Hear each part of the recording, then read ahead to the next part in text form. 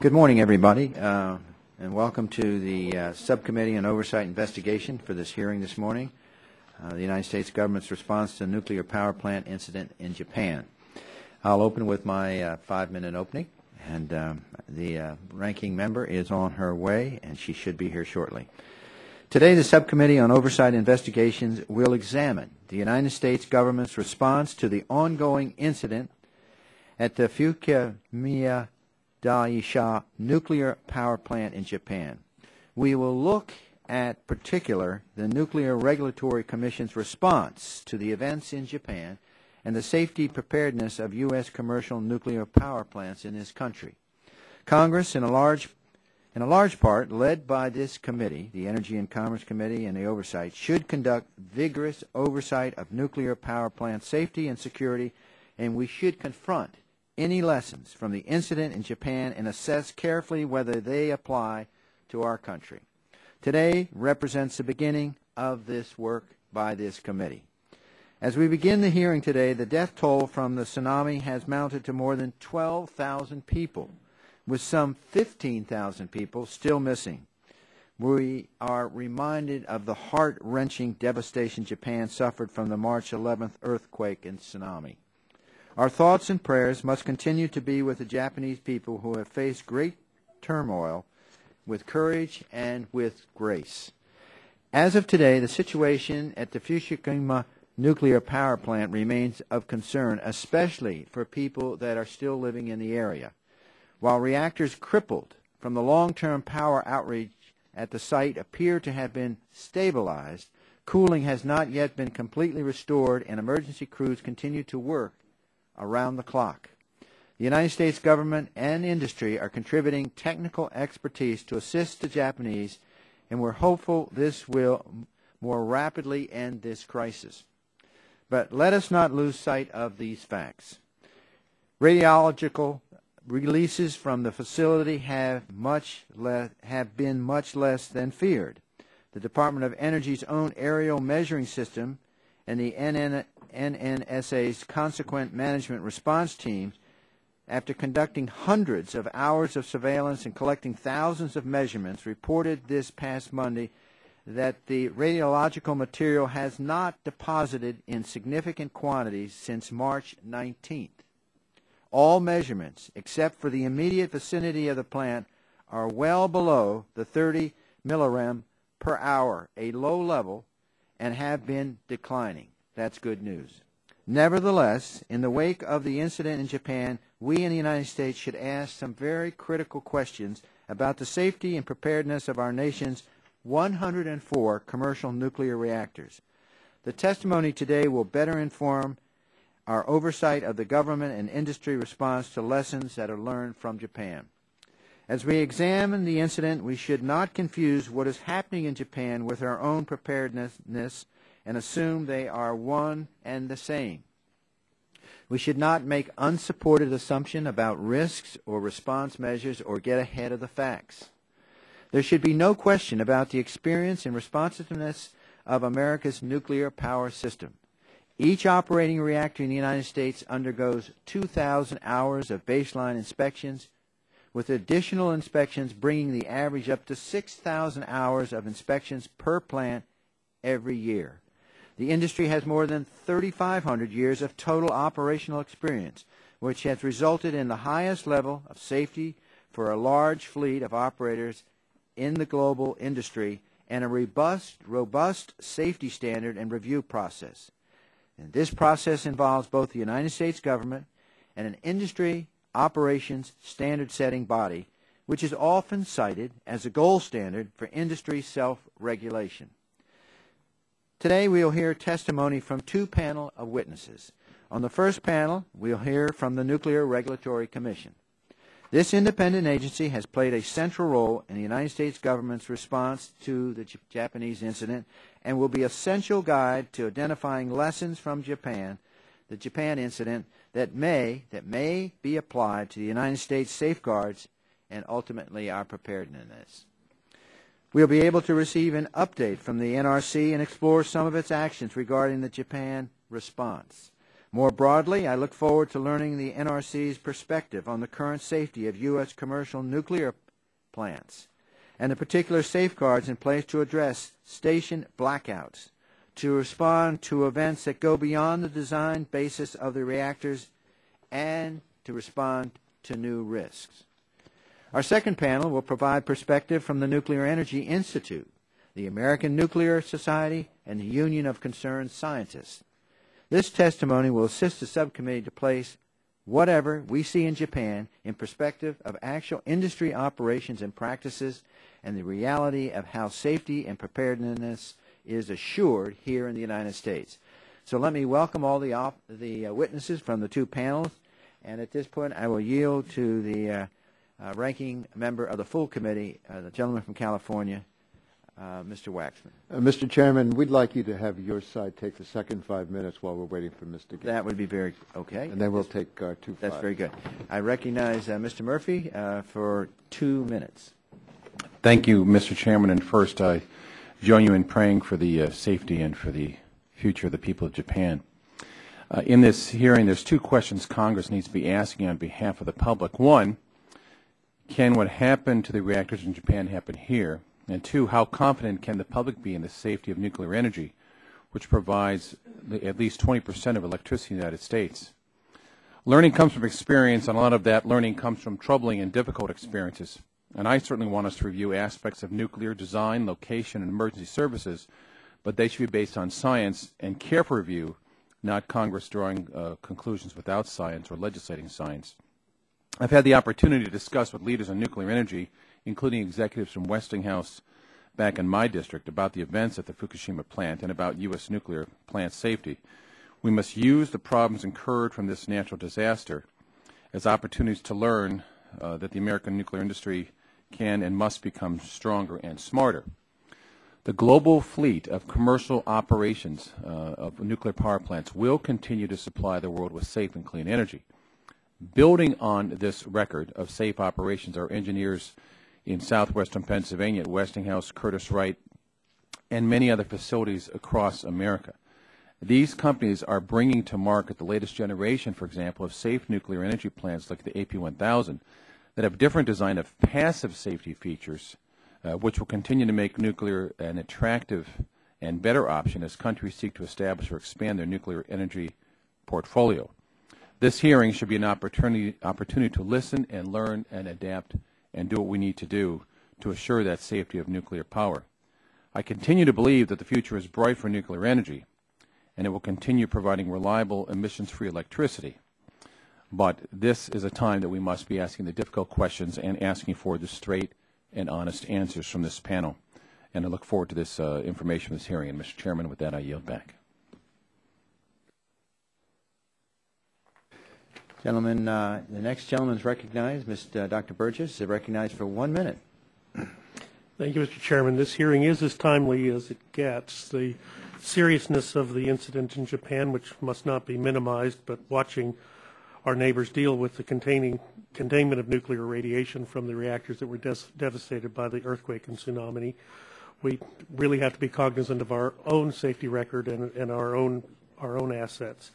If changes need to be made to our nuclear safety plans and regulations, then so be it. But unfortunately, sometimes in the past we've had a history of moving a little too quickly and letting our regulations get ahead of the facts. But in no way should we minimize the seriousness of this incident. I am looking forward to the testimony of our witnesses. I'd like to hear more about what has been going on with the computer modeling of what has occurred and what we might expect, and quite honestly, letting our constituents, letting the American people know what they should expect in the weeks and months ahead. It's a serious problem. It's going to be with us for some time. We need to have our best and brightest minds focused on the issue. Thank you. I'll yield back. I thank the gentleman. Recognize the gentlelady from Tennessee, Ms. Blackburn. Thank you, Mr. Chairman, and to our witnesses, thank you for being here. I think you're hearing a common theme. We're going to look at the lessons learned from Japan and then distill how that applies to us. In Tennessee, we have the TVA, the Tennessee Valley Authority, and as you all are aware, 40% of our power is now generated by nuclear power generators. So we're interested in how those lessons will apply to this, the safety measures that are there for the people of TVA.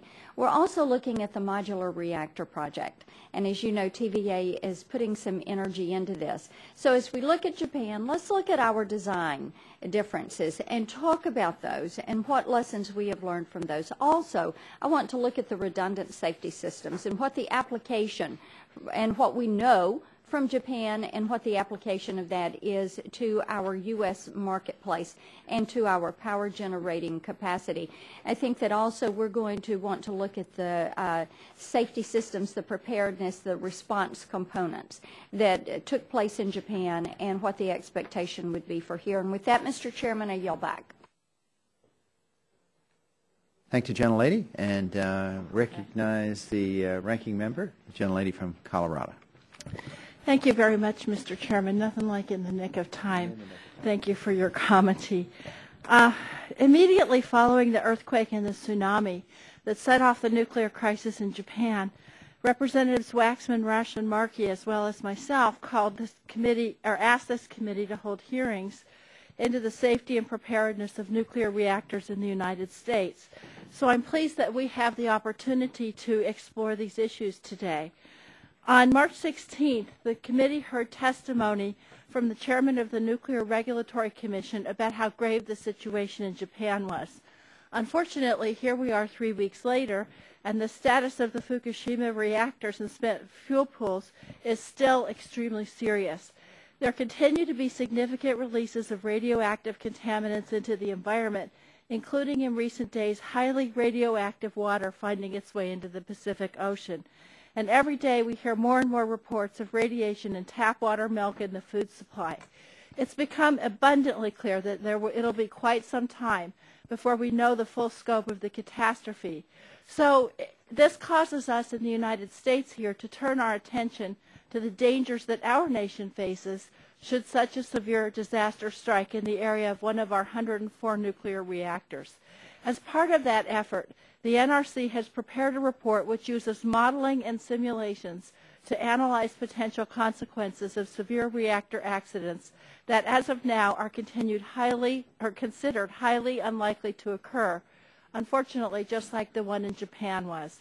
While I commend the NRC for taking the initiative to conduct this important analysis, the draft report raises grave concerns about our nation's preparedness to address reactor accidents. One of the two plants the NRC analyzed is the Peach Bottom GE Mark I boiling water reactor near Lancaster, Pennsylvania, co-owned by Exelon and PSEG. The Peach Bottom reactor has the same design as the Fukushima Daiichi reactors in Japan. In fact, in the United States, 35 boiling water reactors are operating, and 23 of these reactors were constructed with the same Mark I containment system as Fukushima. So this is a common reactor design in the United States. For the Peach Bottom boiling water reactor, NRC modeled two key scenarios involving the loss of power at the plant. Both of these scenarios reflect the effects of an extreme external event, such as an earthquake, flood, or fire. For each of the two scenarios, NRC looked at what would happen if the plant had the latest equipment and procedures introduced since the September 11th attacks. They also looked at what would happen if the plant didn't have the new equipment and procedures. Under the more severe loss of power scenario, the site loses all power, even the backup batteries. In their severe loss of power scenario, the Peach Bottom reactor came dangerously close to core damage. With all its power lost, the operator was able to prevent core damage for 2 days, but after only 2 days, the modeling showed that the Peach Bottom reactor came within 1 hour of core damage.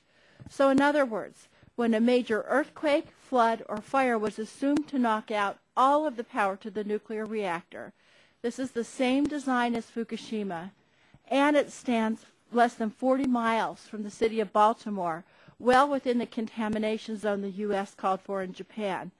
The plant came less than an hour away from partial nuclear meltdown. This is a frightening scenario for the American people, for sure. And while these draft findings are already very troubling, they don't even take into account the issue of the spent fuel pools, which have been a major source of radiation and radioactive contamination in Japan.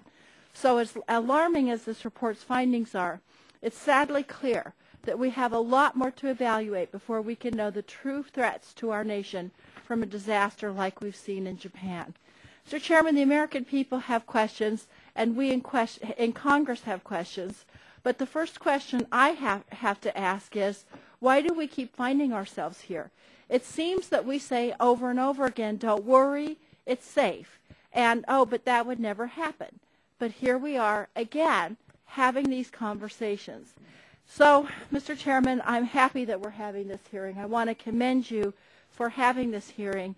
But I've got to say that rather than just asking questions that always go without an answer, we've got to start working with our regulators to make sure that we have an answer, because what happened in Japan cannot happen anyplace else, and it's our job to help make sure that that's the case. I yield back.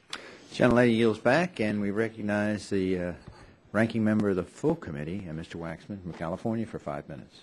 Thank you, Mr. Chairman. I want to follow up on the issues Mr. Gett discussed in her opening statement about the modeling and simulation work NRC has done on the Peach Bottom boiling reactor under the NRC's state-of-the-art reactor consequences analysis. According to the NRC staff, a draft NRC report reveals that the Peach Bottom plant came within 1 hour of core damage in a severe loss of power scenario. That result raises questions about whether our reactors may be as vulnerable as those in Fukushima. When a simulation purporting to determine the realistic consequences of a severe accident nearly results in a partial meltdown, Congress should be asking tough questions. The NRC simulations do not consider the impact of a disaster event on spent fuel pools. We know from the Japan incident that uncovered spent fuel was a major source of radiation and radioactive contamination. At crucial points in the Japanese response effort, radiation from uncovered spent fuel rods has been a significant obstacle. We need additional analysis to account for these potential risks. The NRC terminated its models 2 days after the simulated loss of power. According to NRC staff, the assumption was that response efforts would only get more numerous and more effective after 2 days.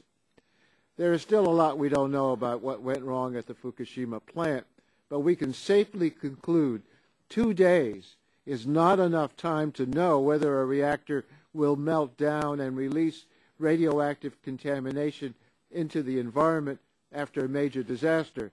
Stopping the analysis after just 2 days means that NRC may be overlooking important consequences.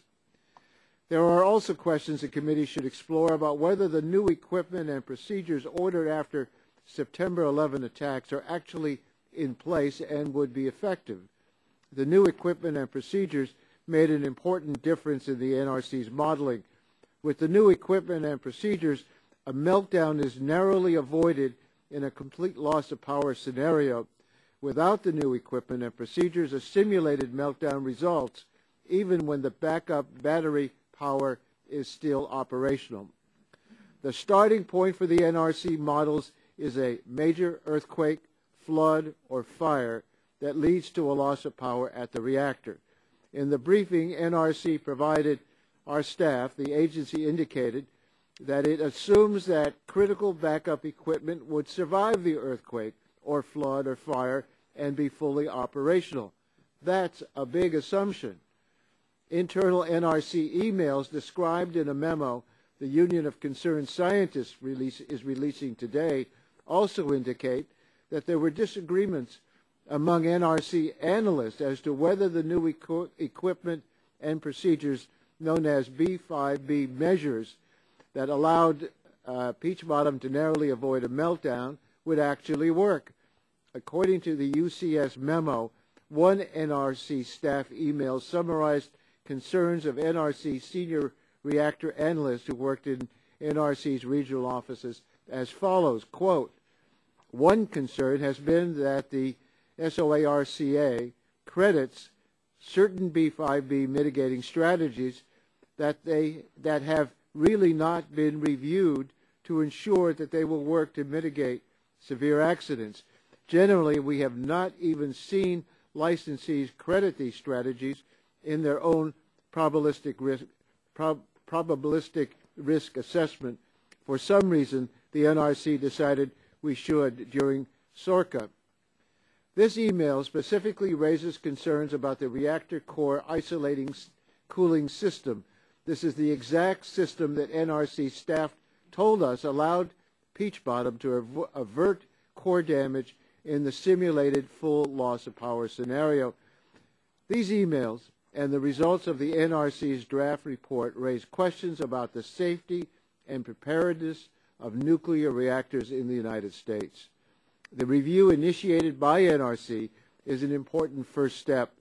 NRC should absolutely conduct a thorough review of safety at U.S. plants and what changes should be made in light of the events in Japan. But this committee has an independent obligation to conduct oversight. We need to gather the facts. We can determine whether the laws and regulations governing these reactors are adequate and effective. Americans are asking whether U.S. nuclear plants are safe. That's a reasonable question that deserves a thoughtful answer. I look forward to working with my colleagues to conduct the bipartisan oversight necessary to answer that question. Mr. Chairman, I'd like to ask unanimous consent to enter into the record the Union of Concerned Scientists memo and a supplemental memo prepared by the Democratic Side. By unanimous consent, so ordered. And Mr. Chairman, do we have a copy of that? I think, as I understand it from our staff, we received a copy of it a couple of minutes ago, and so I think. But I asked the member would he like to see it himself. No, I've got it now. Okay, he's got it. Okay, without objection, so ordered. Then we have 1 minute left over on this side of the aisle, and I'll recognize Mr. Murphy. And Mr. Murphy, if you have any extra, you could give it to Mr. Bilbray. I just want to take a few seconds to reiterate the importance of science here. I know by my friend from Colorado, who for some reason always likes to talk about Pennsylvania when it comes to Clairton Coke Works or fracking, and now it's a nuclear power plant. Lancaster, Pennsylvania is 368 feet above sea level. That's about quite a few meters higher than Japan. And it was the tsunami that wiped out this plant. We are all interested in design issues, but I want to make sure we're focusing on the facts in this to make sure we are dealing with this in the most honest and straightforward way. With that, I'll yield to Mr. Bilbray. Mr. Chairman, I appreciate it. San Diego County, where I know I've lived my whole life, but as a resident, has one major nuclear power plant, has many government-owned nuclear reactors within a mile of downtown San Diego, so it's important. But I am concerned that as a former chairman of the Disaster Preparedness Council, nobody points out the fact that 11,000 people died from the tsunami. No confirmed deaths from the nuclear reactor. That means, for those of us that live on the coast, that it's more dangerous, 11,000 times more dangerous to live by the coast than it is to live by a nuclear power plant. If you take out basically the data that the 16,000 that are missing are going to be recovered. So I think as we keep this in perspective, I think one of the things we should be really concerned about is so much has been talked about the reactors while we ignore the fact that the real death and carnage occurred by those who were living coast to the coast, which is an important issue for those of us that live by the coast and by nuclear facilities. So I hope we're able to clarify that in this hearing. I yield back. I thank the gentleman, and with that, I believe we are prepared for Mr. Virgilio. Mr. Martin J. Virgilio is Deputy Executive Director, Reactor and Preparedness Programs, and he's accompanied by Dr. Donald A. Kuhl, a Senior Level Advisor for Health Physics, Chairman of Nuclear Regulatory Commission. We want to welcome both of you, and we look forward to your opening statement, and you have 5 minutes. If you can, turn the microphone on and bring it close to you. It would be helpful to all of us. Thank you, Mr. Chairman. And I think you have to turn it on. Thank you, Mr. Chairman. Good morning. Good morning, Ranking Member, and also to the members of the committee here today. As was noted by the Chairman, my name is Marty Virgilio. I'm the Deputy Executive Director for Operations at the NRC. With me today is Don Kuhl. Don is a Senior Radiation Protection Expert from the NRC. Both of us have stood numerous watches in our Operations Center since the Fukushima event has occurred, and we're here today to provide answers to the questions that you've raised in some of the opening statements that you've made. I have a brief statement I'd like to read into the record. NRC is mindful of our primary responsibilities, and they are to ensure the adequate protection of the public health and safety of the American people. We have been closely monitoring the activities in Japan and reviewing all currently available information. Review of this information, combined with our ongoing inspection, licensing, and oversight, allows us to say that with confidence that the U.S. plants continue to operate safely. On Friday, March 11th, an earthquake hit Japan, resulting in the shutdown of more than 10 reactors.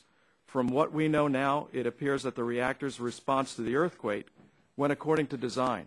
It was, in fact, the tsunami that caused, or apparently caused, the loss of normal and backup electrical power to the 6 units at the Fukushima Daiichi site. On that Friday morning, we went into the monitoring mode at the NRC. What that meant is that we activated our response center, and individuals like Don and others were brought forward to that center and focused our attention on the events that were occurring. Our first concern was, of course, for the possible impacts of the tsunami on the U.S. plants and the radioactive materials that are on the west coast of the United States, Hawaii, Alaska, and the U.S. territories in the Pacific. On that same day, we began our interactions with our Japanese regulatory counterparts. We dispatched 2 experts to help the U.S. Embassy in Japan. By Monday, March 14th, we dispatched a total of 11 staff to Japan. We continue to have staff on the ground in Japan, and their areas of the focus are to assist the Japanese government as part of the U.S. Response to the event and to support the U.S. ambassador. NRC's chairman, Dr. Gregory Yatsko, traveled to Tokyo on March 28th, met with his regulatory counterparts, and sent messages of support and cooperation to the current situation.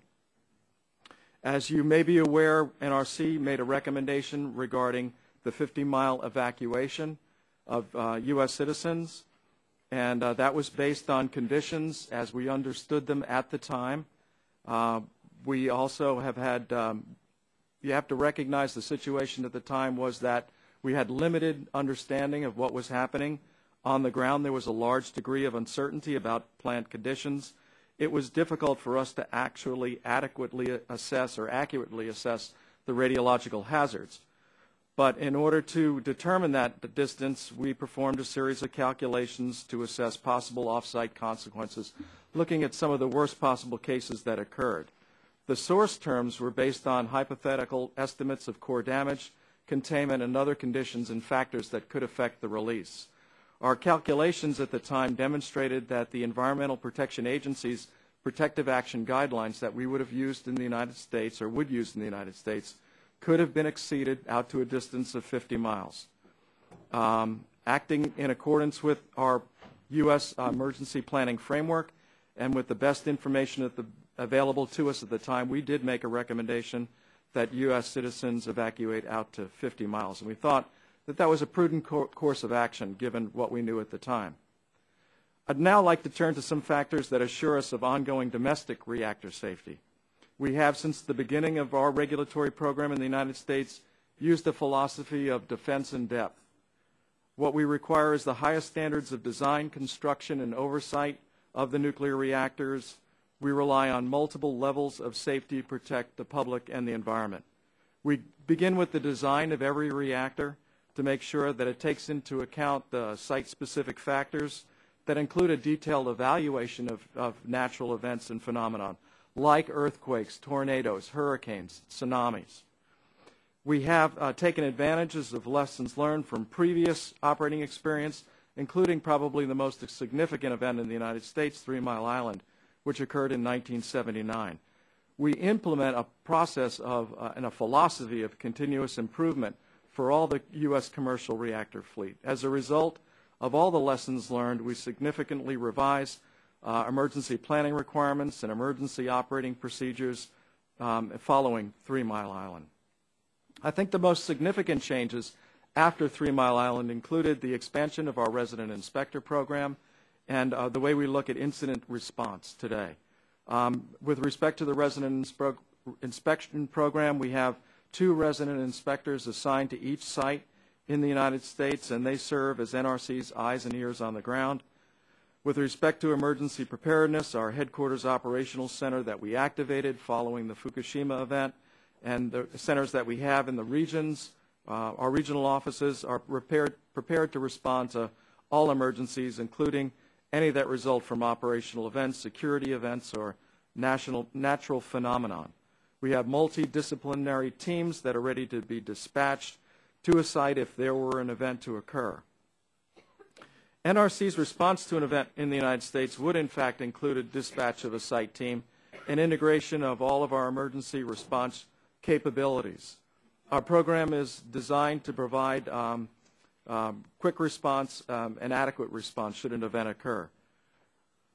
Our culture involves continuous improvement, and I think we'll talk a little bit more today about the state-of-the-art consequence analysis, which is a part of that culture, where we're constantly looking, we're constantly testing the edge to see what could happen in the event of an unlikely scenario. We've begun, in response to this event, let me say that we've already begun inspection activities in the United States to look at licensees' readiness to deal with the kinds of events that might have occurred in Japan. We've also issued information notices to our licensees to make sure they're aware of the facts as we know them today. In response to these information notices, licensees have voluntarily verified their capabilities to mitigate conditions that result from severe accidents. They're also verifying the capability to mitigate problems associated with flooding, both inside and outside the plant, and ensuring that they have the necessary equipment in place to mitigate any event or concern. Beyond the initial steps to address the experiences from the event, the chairman, with full support from the Commission, tasked the staff to conduct a very systematic and methodical lessons learned review, and that activity has started. In the near term, we will provide first is a 90-day review effort that is really focused on the short term to look at what are the immediate lessons learned and what, if anything, we need to do to ensure the continued safety of the reactors that are operating in the United States. Our investigation and assessment will include the ability to protect against natural disasters, response to station blackouts, severe accidents, spent fuel pool accidents, and other conditions. This 90-day report will develop recommendations as appropriate, will brief the Commission, and provide a copy of that report to the public. Beyond that task force review, we'll identify other areas that we'll want to study in the longer term and hope to have that work completed in about 6 months after the conclusion of that first 90-day study. In conclusion, I'd just like to say that we continue to take our domestic responsibilities for licensing and oversight of the nuclear power plants in the United States as our top priority. And we believe that the plants continue to operate safely. In light of the events in Japan, there is a near-term evaluation. We'll continue to gather information. We'll perform a longer-term assessment. And based on these efforts, we'll take any appropriate actions that are necessary to ensure the continued safety of the American public. Thank you. I thank the gentleman. Mr. Virgilio, let me, before I start my questions, I think Mr. Waxman brought up a point in his opening statement. He made reference to some emails regarding the B5B and the SORCA issue. Have you seen those emails? Yes, sir, I have. Can you explain them to us? Yes, sir, I can.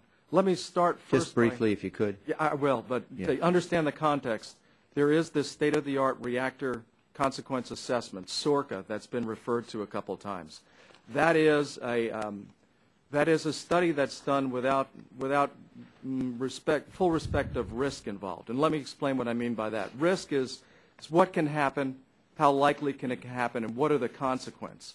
The SORCA analysis pretty much ignores those first two questions and goes straight to what can happen. So we look at very unrealistic events as part of that analysis, and we do that as part of our culture of continually looking at the safety of the operating nuclear power plants in this country to make sure that we're looking beyond the obvious issues. So in that context, the staff has looked at a number of different scenarios. Yeah.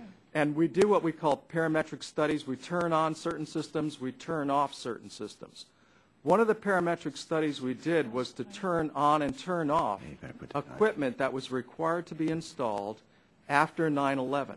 This is often referred to as B5B. It refers to a very specific section of an order that we issued following 9/11 to require licensees to install equipment. So this B5B equipment is the subject of the information of the emails. And in the emails, what you see is NRC in operation. You see that our staff is encouraged to challenge various issues as they're being evaluated.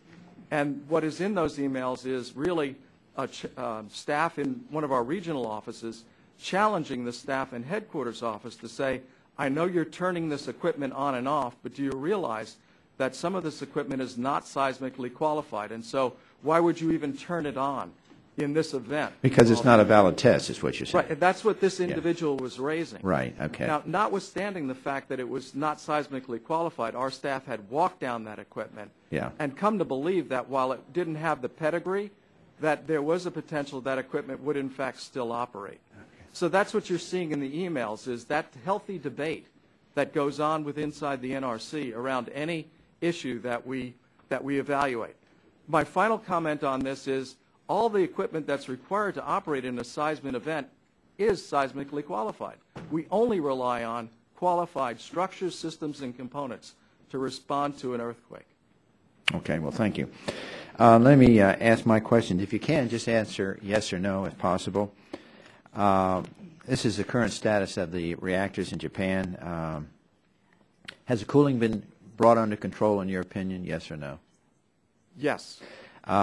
Is the water covering the cores in the reactor? Is water covering the cores in the reactor? Yes. Unknown at this time. Unknown. Is water covering the spent fuel? Yes and no. It's got to be either yes or no, right? What happens is they put water in, sir. The water evaporates, and then they put more water in. Okay, so right now it's not. So right now you have to say it's not covering. Not completely at all times. Okay. Can you describe how stable the situation is? Is the situation stable? Would we say it is stable today? I'd be pressed to say that it is stable today. So you'd say no, it's not stable. Not stable. It's not stable. Okay. Is there a risk to overheating right now? Yes. And how do you corroborate that fact? How do you, what indicates to you that there is a risk for overheating?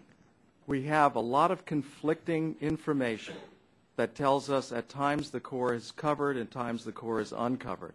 And so if the cover is not covered, then there could be the risk for overheating. Yes. Okay.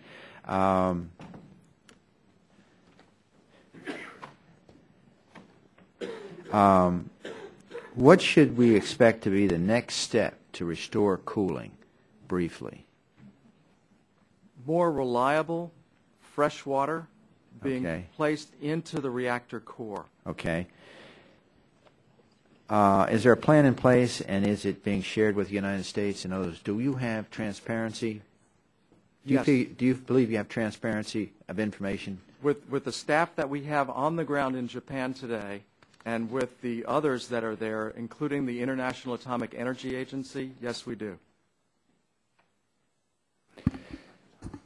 And eager to ask you some questions. I forgot to swear you in, so if you don't mind, bear with me here. We'll bring us up to speed. Would you like me to stand? Yes, you would. As you know, the testimony you're about to give is subject to Title 18, Section 101 of the United States Code. When holding an investigative hearing, this committee has a practice of taking testimony under oath. Do you have any objection to testifying under oath? No, sir. The chair advises you that under the rules of the House and the rules of the committee, you are entitled to be advised by counsel. Do you desire to be advised by counsel during your testimony today? I have counsel here with me, and we may draw on the counsel if questions. All right. If you raise your right hand. Do you swear to tell the whole truth and nothing but the truth? So help you God. Yes, sir, I do. Thank you. I apologize for that. All right. Are all the answers you've given are true, correct? Yes, sir. Okay. In terms of radiological releases, what are the current specific measurements in the area that's surrounding the facilities in terms of, and give us a little perspective what this means. I mean, would I want my family to be there or not? I'm going to turn to my colleague Don Kuhl, but first I would say that there is a larger degree of certainty around some of the radiation measurements, primarily because many of them come from our NRC, U.S. assets that are there in Japan today. So, so we got real clear I think measurements. we do have some very good measurements. All right, Dr. Kuhl, you're the one that's going to give us the insight here. Thank you, Mr. Chairman. There are a whole series of measurements which we have been tracking since the time of the Just give me the essence here. Are they dangerous levels that would cause death? They are not dangerous levels that would cause death over a short period of time, even in the immediate. And what do you mean by short period of time? That is in hours or days. In hours or weeks days? or months. Okay. Has the facility been emitting significant doses of radiation into the air in recent days, like yesterday? We do not believe so. So, in your opinion, it's under control and it's safe in the areas? The current conditions are stable. They should remain safe. Is the situation then getting better? The radiological conditions are getting better. Dose rates are decreasing. So you can say conclusively that the current measured levels do not pose any immediate risk to the public in Japan or the United States, at least in Japan, we'll start? With the current circumstances at the facility, yes, sir. And obviously not in the United States? Yes, sir. Okay. With that, my time has expired, and the ranking member from Colorado. Thank you very much, Mr. Chairman.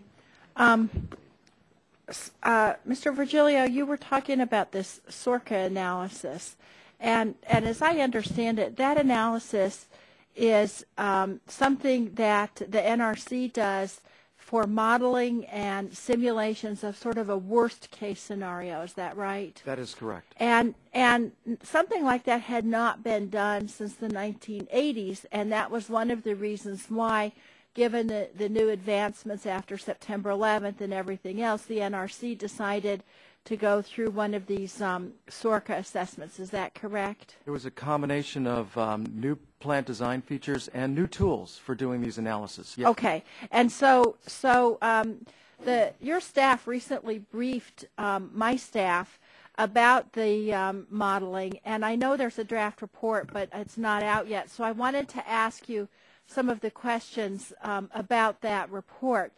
As I mentioned in my opening statement, this SORCA project analyzed 2 plants, including the Peach Bottom plant near Lancaster, Pennsylvania. And I'm certainly not meaning to disparage the state of Pennsylvania, and I wish my colleague was here, but the NRC model, the SORCA model, is talking about if power goes out at one of these facilities, correct?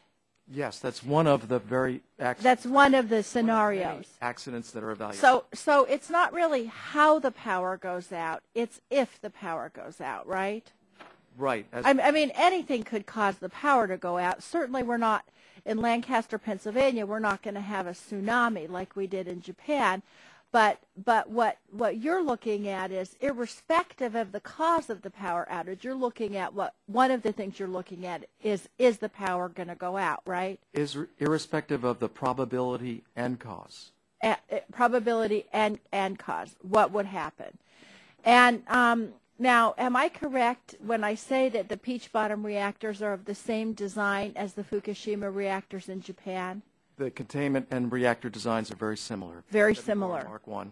Okay, so for the Peach Bottom reactors, NRC modeled 3 scenarios.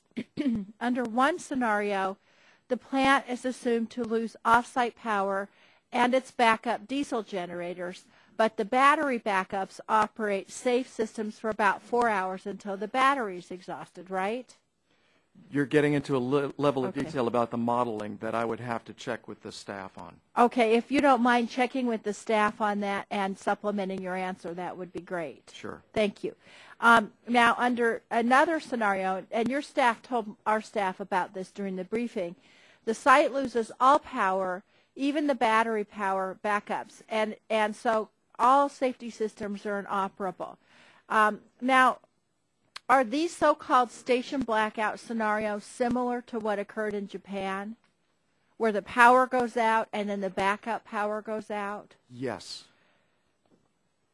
What happened at the Daiichi plant is that it lost electricity and backup diesel generators, and then the batteries worked until they were depleted, right? That's our understanding today. Okay, so your staff told us that for each of the scenarios that I just talked about a minute ago, the NRC modeled 2 sub-scenarios, one that assumed the presence and use of new equipment and procedures since September 11th, and one that did not. So what types of equipment and procedures are we talking about here? Additional pumps and generators? Yes, additional generators and additional pumps. Okay. And other equipment. Yes. Okay. So the NRC results are sobering because without the post-9/11 equipment and procedures, both of the simulated station blackout scenarios led to core damage at the Peach Bottom plant within 2 days. And so here's my question to you.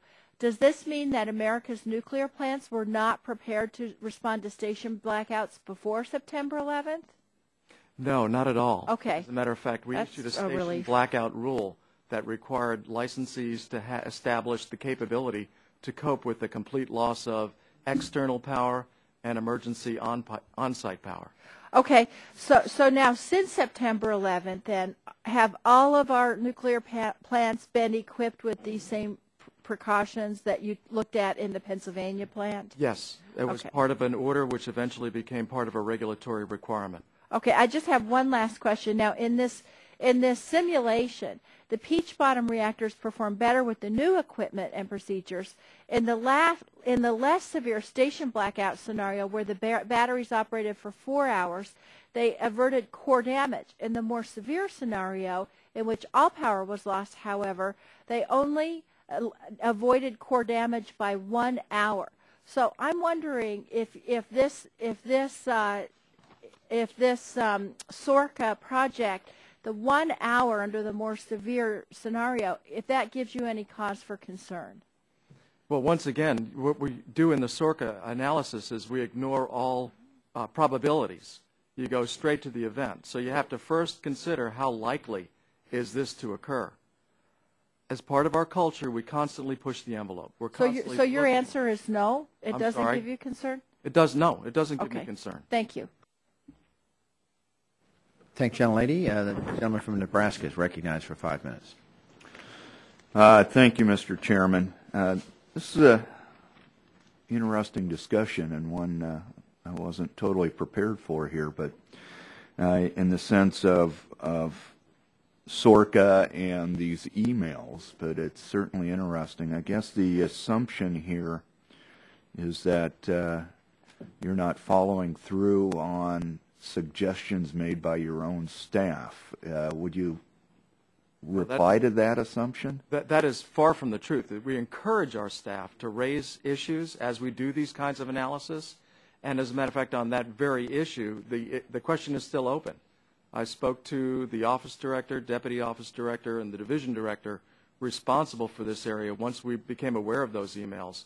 And this is still an open issue as to whether the equipment, in fact, would operate in a seismic event or not. And again, this was a parametric study. We turned it on, we turned it off to see what the... So you actually followed through on some of the feedback that you received that you actually invited. We always do. We invite the feedback and we follow up on it. Very good. The other assumption that's being used, or at least I'm hearing in statements and questions here, is the syllogism would be somewhat like the GE plant in Fukushima is in crisis, core melting, and we have the same GE plants in the United States, so therefore we are at risk for the same thing. Is that a fair syllogism and assumption? I don't think so at all. Why? I think the events that occurred, I mean, given the seismology and geology of that area, you have to realize that we're dealing with a subduction zone, which is a very powerful earthquake, leads to very large tsunamis. we don't have that siting issue here. Furthermore, I think that there are differences in the designs of those reactors. While they're basically the same reactor, we've done quite a bit to modify that design over the life of the facilities as a result of operating experience. We don't know for sure, but there are some evidence that we're seeing that the Japanese designs did not keep pace. They did not make the same modifications that we made to install hardened vents, to install the B5B equipment that we installed post 9/11. Let me ask this question. You mentioned about your NRC site team. You've got regulators on staff. There's a nuclear power plant, the Fort Calhoun, that's just a couple miles outside of my district that I have visited probably 4 or 5 times. Before 9/11, after 9/11, I've seen the changes that occur there. I've seen your regulators there. I'm just curious if Japan has something similar to on-site nuclear regulators and site teams when there's an issue. Are we more prepared for a problem than they are? I believe we are, based on what we're seeing today in terms of the response to the event. And what assurances could you give the American public that if there is an event at a nuclear power plant in the United States, that your site teams can act quickly and efficiently to avert any risk to human health? Well, I would go back to first say that it's the design features that I would start with respect to our ability to cope with those kinds of events. And then I would go to our regulatory structure that includes dispensing or dispatching a team to the site, along with standing up our operations center in Washington, D.C., until the site's team is established. And that team is there to oversee the operations and make recommendations to the state that has the final say in protective actions. Well, I appreciate that. I think that's probably one of the things that we need to one result from this hearing is to be able to assure the American public that we're on top of this to avoid any crisis. I think there will be some people that'll try and take advantage of this who are just simply anti-nuclear, whether it's nuclear power or nuclear weapons. And most people that I've talked to in Nebraska are fearful that it's going to be used to shut down nuclear power across the United States, and I think that may be a real agenda of some. And those are also, ironically, the same people that are trying to shut down coal.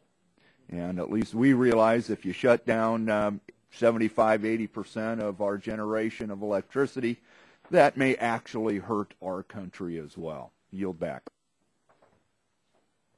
Gentleman from California, Mr. Waxman, is recognized for 5 minutes.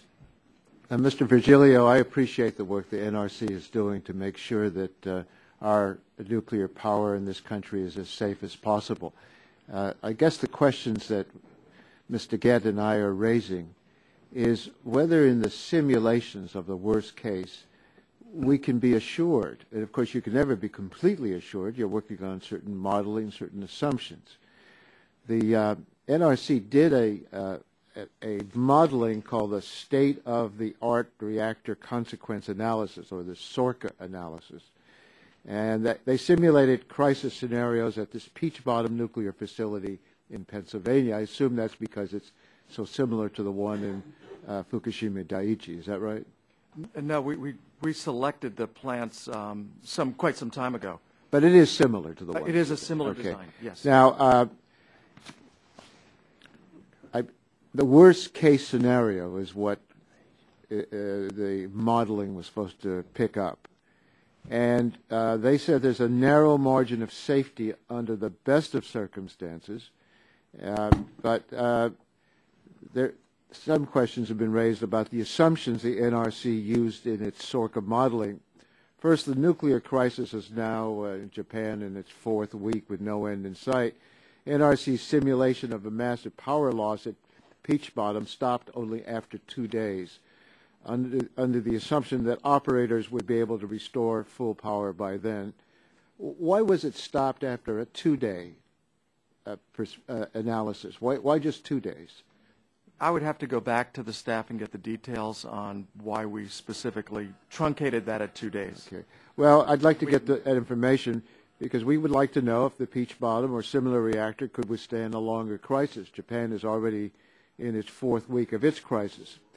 In addition, the NRC explained to our committee staff that the operator was able to avert core damage in the full power loss scenario by activating a steam-powered reactor cooling system, also known as the RCIC. But some NRC analysts have questioned the ability of this system to function when battery power is lost. There's been a Freedom of Information Act request by the Union of Concerned Scientists. They obtained an email from a senior reactor analyst at NRC expressing concerns to other NRC staff about the utility of this steam-driven cooling system. The email states that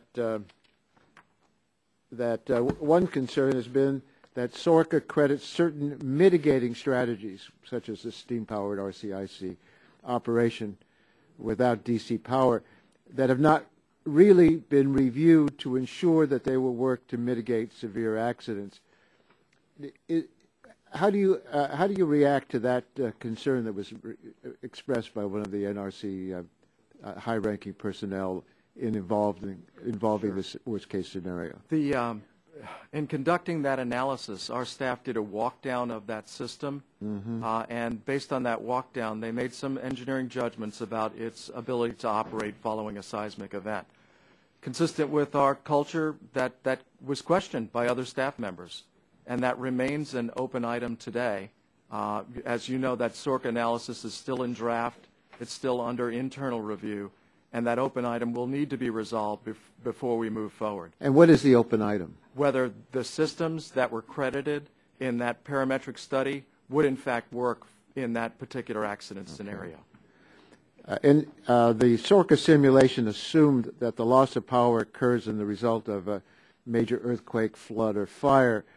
The NRC assumes that the new equipment and procedures put in place after 9/11 will help stave off a core melt in its simulated scenarios. But the Union of Concerned Scientists obtained another internal NRC email that raises concerns about these assumptions. That email states, the concern involves the manner in which credit is given to these measures such that success is assumed. Mitigations are just equipment on site that can be useful in an emergency when used by knowledgeable operators if post-event conditions allow. If little is known about these post-event conditions, then assuming success is speculative. As we've seen in Japan, these post-event conditions can be dire. Mr. Vigilio, you said earlier that the equipment is not seismically qualified. Are you confident that this equipment will be up to the task in the event of a major earthquake or another disaster? Let me go back and say that we don't rely on this equipment for safety. We have seismically qualified equipment, structure systems and components that are there to ensure the reactor is safely shut down in the event of an earthquake. We take these studies and we go well beyond the design basis, and we assume that for whatever reason. And I guess I go back to where we were in the beginning in terms of we're ignoring what can happen, the likelihood of what can happen, and we just focus on the consequences. We assume. Why is it so important in the study that the equipment be present? You're trying to understand how significant the consequences could be of these highly improbable events. Well, I guess that's what worries us all. You're going out to test the envelope. I think this is one of the advantages of the way we operate, as opposed to an issue that you should be concerned about. Well, I'm not trying to be critical. I know you're trying to do the best job you can, but when some of your own people send emails questioning the assumptions, I just think it's important for us to raise it. We don't know all the facts about what went on in Japan, but we do know that emergency workers have had to focus considerable time and effort on cooling down the spent fuel pools. But NRC's simulation of a full loss of power at the Peach Bottom nuclear facility does not even consider the impact on spent fuel pools, which require constant water circulation or cooling. Is there any reason to believe that spent fuel pools at Peach Bottom would be immune to the potentially catastrophic impacts of a loss of full loss of power?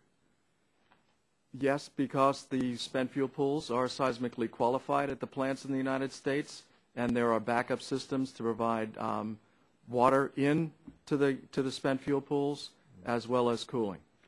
And is that all dependent on the assumptions that have already been made that some people are already questioning? Some people are questioning at the NRC? The assumptions that are being questioned go well beyond the design basis. They assume for non-mechanistic reasons that all of the seismically qualified structures, systems, and components are not there. We're testing the envelope. We're trying to understand the worst case, absent any probabilities. The realistic case is that an accident occurs, structures, systems, and components that are seismically qualified will be there to respond.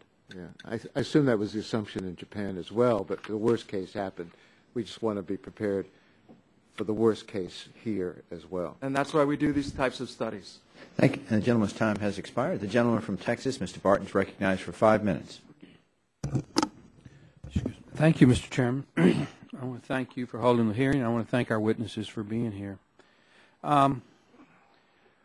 What is the total number of deaths so far in the United States because of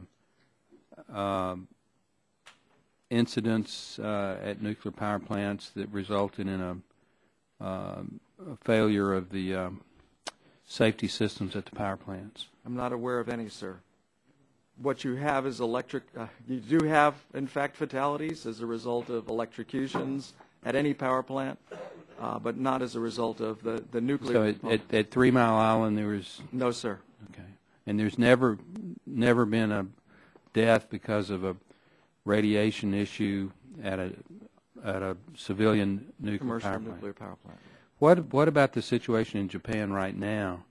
How many deaths have resulted because of the failure at the Fukushima plant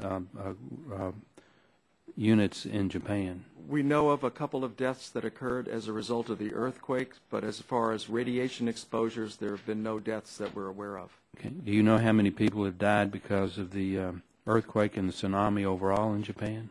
I think we have estimates now on the order of over 11,000 people who are confirmed dead and maybe as many still missing. So we have 11,000 people confirmed dead because of Mother Nature, but because of the failures of the Japanese containment systems and the safety systems, so far there are no deaths. That's our understanding. Are any of the workers at the plant suffering radiation sickness, to your knowledge? There were some workers that were overexposed, that extremity overexposures as a result of walking in radioactive or contaminated water, but at best our knowledge that none of the workers have received more than we would set as a limit, the 25 rem, in the event of an emergency. So is it safe, or is it fair to say that in spite of what Chairman Waxman just talked about, worst case, in spite of the weaknesses, if that's the right term, of some of the safety systems in Japan, we're still protecting the public safety? No one has been killed, and at least so far no one's been seriously impaired in terms of illness. Is that a fair thing to say? That's our understanding, yes, sir. Okay. Now, I would assume that it's the NRC's mission to do everything humanly possible to keep our zero fatality safety record in the United States intact. I would assume you would agree with that. Yes, sir. Okay. Is it also fair to say that the safety systems of our existing plants in the United States and the new plants that are being considered are at a minimum at least as robust as those in Japan, and in most cases stronger and more able to withstand worst case situations? Yes, sir, and we believe that there are systems that we have installed in the United States that may not have been installed on the Fukushima reactors. Now, just as an example, in terms of earthquakes, if it's not proprietary and, to get a design certified and a facility certified to withstand an earthquake, what's the margin of safety that the plant has to withstand in addition to the most likely earthquake? In other words, in Texas, if you think you might have a 5.0 Richter scale earthquake, would that plant be designed to withstand a 6.0, which would be 10 times stronger than the most likely, or would it be 5 times more, or what's the margin of safety that you generally look at? It's hard to generalize, and it might depend on the age of the plant as to how much margin. Early design requirements required margin, but we didn't specify a certain percentage. Today, when we look at the design of a nuclear power plant, we include a margin of about 1.5 to 1.67% to ensure that there is adequate margin to safety. Okay, I don't understand what that. It's somewhat complicated by the way we've written our regulations, and they've been modified over time. But we look at the worst case earthquake that has occurred in that vicinity, and we translate that. We look at how far away the plant is and what the geology is between the location of that fault and the nuclear power plant, and what the structure. But you put real thought into making sure that it's safe, sir, we do. Plus some. Yes, sir, we do include additional margins. Yeah, my time has expired, Mr. Chairman, but I would encourage every member to go to the nearest operating nuclear plant in their districts or near their districts. I went to Comanche Peak several weeks ago and spent 2 or 3 hours there. In Texas, if there's any kind of a serious earthquake or natural disaster, I want to be in the control room at Comanche Peak because that is the absolute safest place to be. And I would encourage every member to go. And the gentleman from Texas, Mr. Green, is recognized for 5 minutes. Thank you, Mr. Chairman. I don't know if I'll follow my colleague because where we have ours near Houston is it's 11 miles from the coast, and it probably is safe if a hurricane came through there because we're not in an earthquake zone. There hasn't been one in most people feel like geological time. Mr. Virgilio, as we've seen from accounts of the events in Japan, the spent nuclear sitting in pools at Fukushima site have caused many problems. My understanding there are 2 acceptable storage methods in the United States for spent fuel after it's been removed from the reactor core: spent fuel pools and dry cask storage. Most spent fuel is stored in pools at individual reactor sites, and plants can also move the spent fuel to above ground cask. And then there is the Yucca Mountain issue, which the Subcommittee on Environment and Economy will plans to take up relatively soon. Even though I support Yucca Mountain, I won't put this in acceptable storage categories yet because there's so many diverse views on that issue. The question I have is the spent pools are nearing their capacity in many plants around the country. How do the spent pools in the United States compare with the pools at the Fukushima reactor, and are we holding more spent fuel than what Japan would be? The comparisons I'm not prepared to answer, but I can tell you that today in the United States we use 2 methods as you described. There's the wet storage and spent fuel pools and the dry storage. Spent fuel, after it's cooled for a few years, is typically moved into dry cask storage. We believe that both methods of storage are in fact acceptable from a safety perspective. We do in fact see some advantages to the dry cask storage designs. Okay. In 2006, the National Academy of Sciences issued a report showing that moving spent fuel from pools to dry cask reduces both the likelihood and potential impact of radioactive release from spent fuel. In fact, in 2008, Dr. Yasko seemed to agree with that assessment, stating the most clear-cut example of an area where additional safety margins can be gained involved additional efforts to move spent nuclear fuel from pools to dry cask. In that same speech, he stated that the NRC should develop new regulations require spent fuel be moved to dry cask storage after it's been allowed to cool for 5 years. That was 3 years ago, and I understand such rulemaking has not been initiated. Mr. Virgilio, in light of the events in Japan, does the NRC have any plans to require reactor owners to store more of their spent fuel in dry cask rather than pools? And if not, can you elaborate on what hesitancy is among the NRC or the industry to do so? We don't have any rulemaking plans underway today, but we are looking at this again as part of our short-term and longer-term lessons learned from the Fukushima event. Are there any new regulations being considered for extending the battery life of the U.S. reactors in case of future natural disasters? Not at this time, but again, this is something that we're going to look at as a result of our lessons learned. from this event. How does the Mark I system differ today than the system used 39 years ago? And how would you respond to the 2006 Sandia National Lab report saying that the likelihood of containment failure in the event of a core melt is nearly 42% with the Mark I design? How specifically has GE updated this model? One of the most significant features I would say that has been installed on those Mark I containments is what we call the hardened vent, and that allows the release of hydrogen gas that is built up inside the containment to be vented out safely. As we saw in Fukushima, there were a number of explosions, which we're assuming is related to that hydrogen gas buildup. Had they had the hardened vent or had they used the hardened vent, this would not have been an issue. Okay. We've seen images on TV and the newspapers of the devastation caused by a tsunami and earthquake and the situation at the facility in Japan. Today, over 3 weeks after the tsunami, they're still fighting to cool the nuclear reactor and contain exposure to radiation and stop a complete meltdown of the nuclear core. Can you give us a status update on the situation at the Fukushima Daiichi nuclear facility, and how fragile is that situation in Japan currently?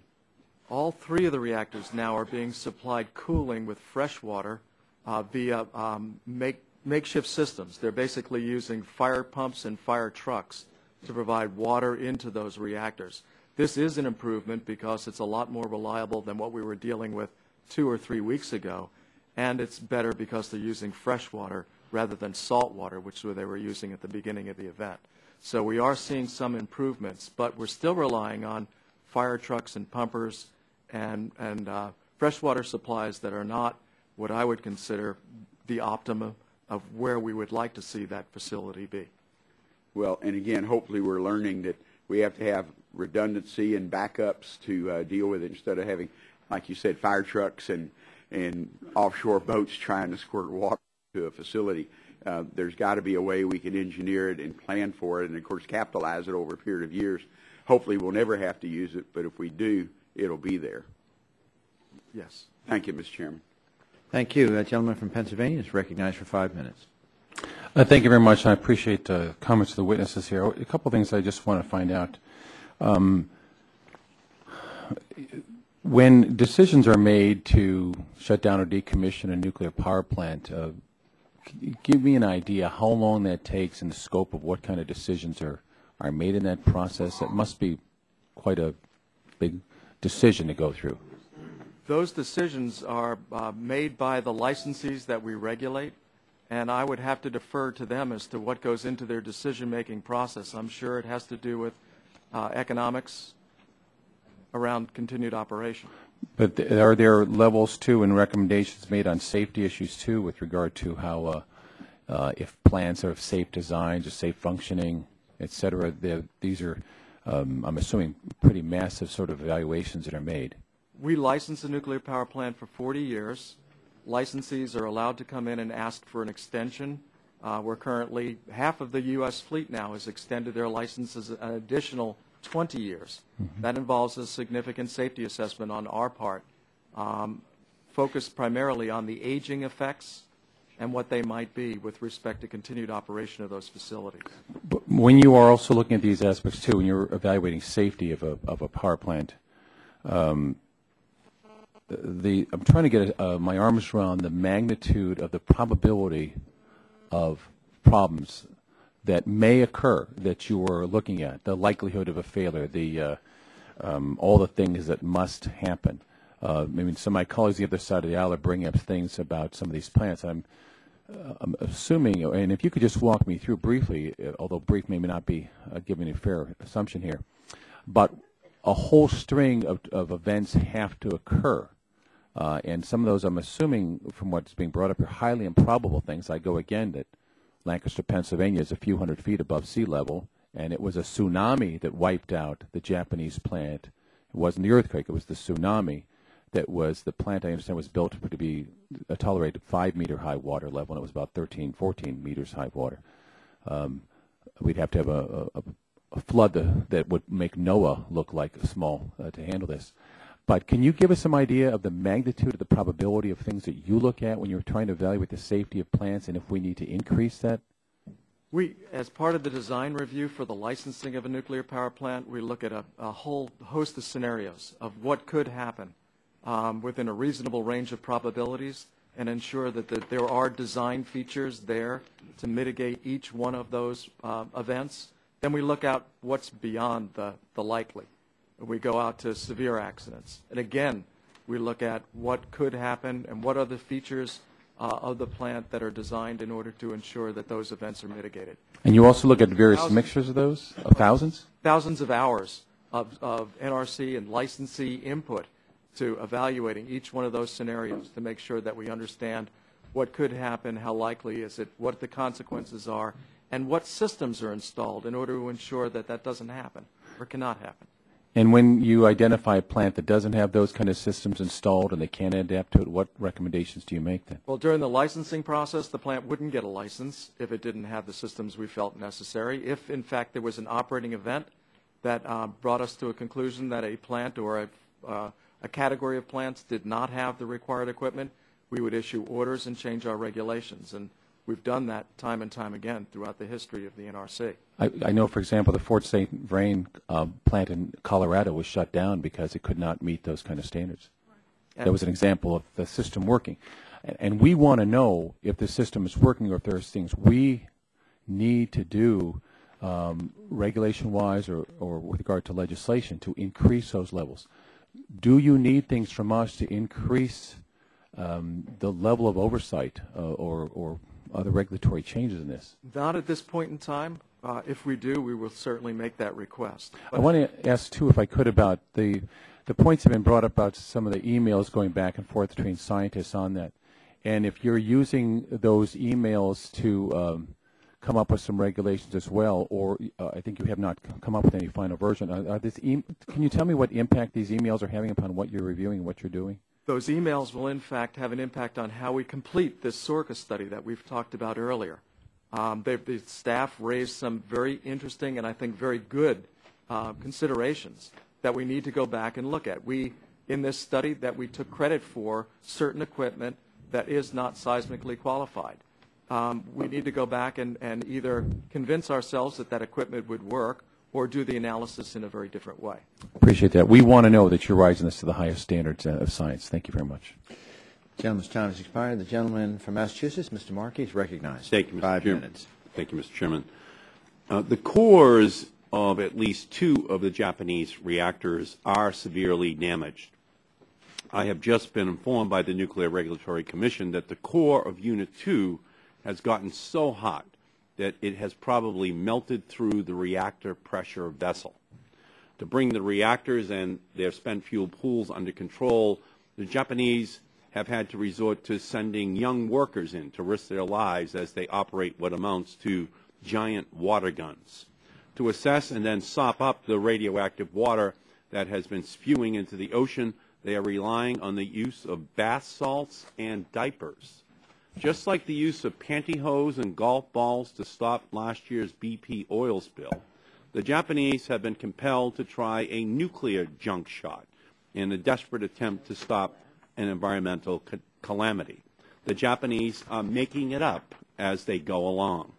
Yet the Nuclear Regulatory Commission insists that our systems are safe even before beginning, let alone completing, its review of our reactors and spent fuel pools.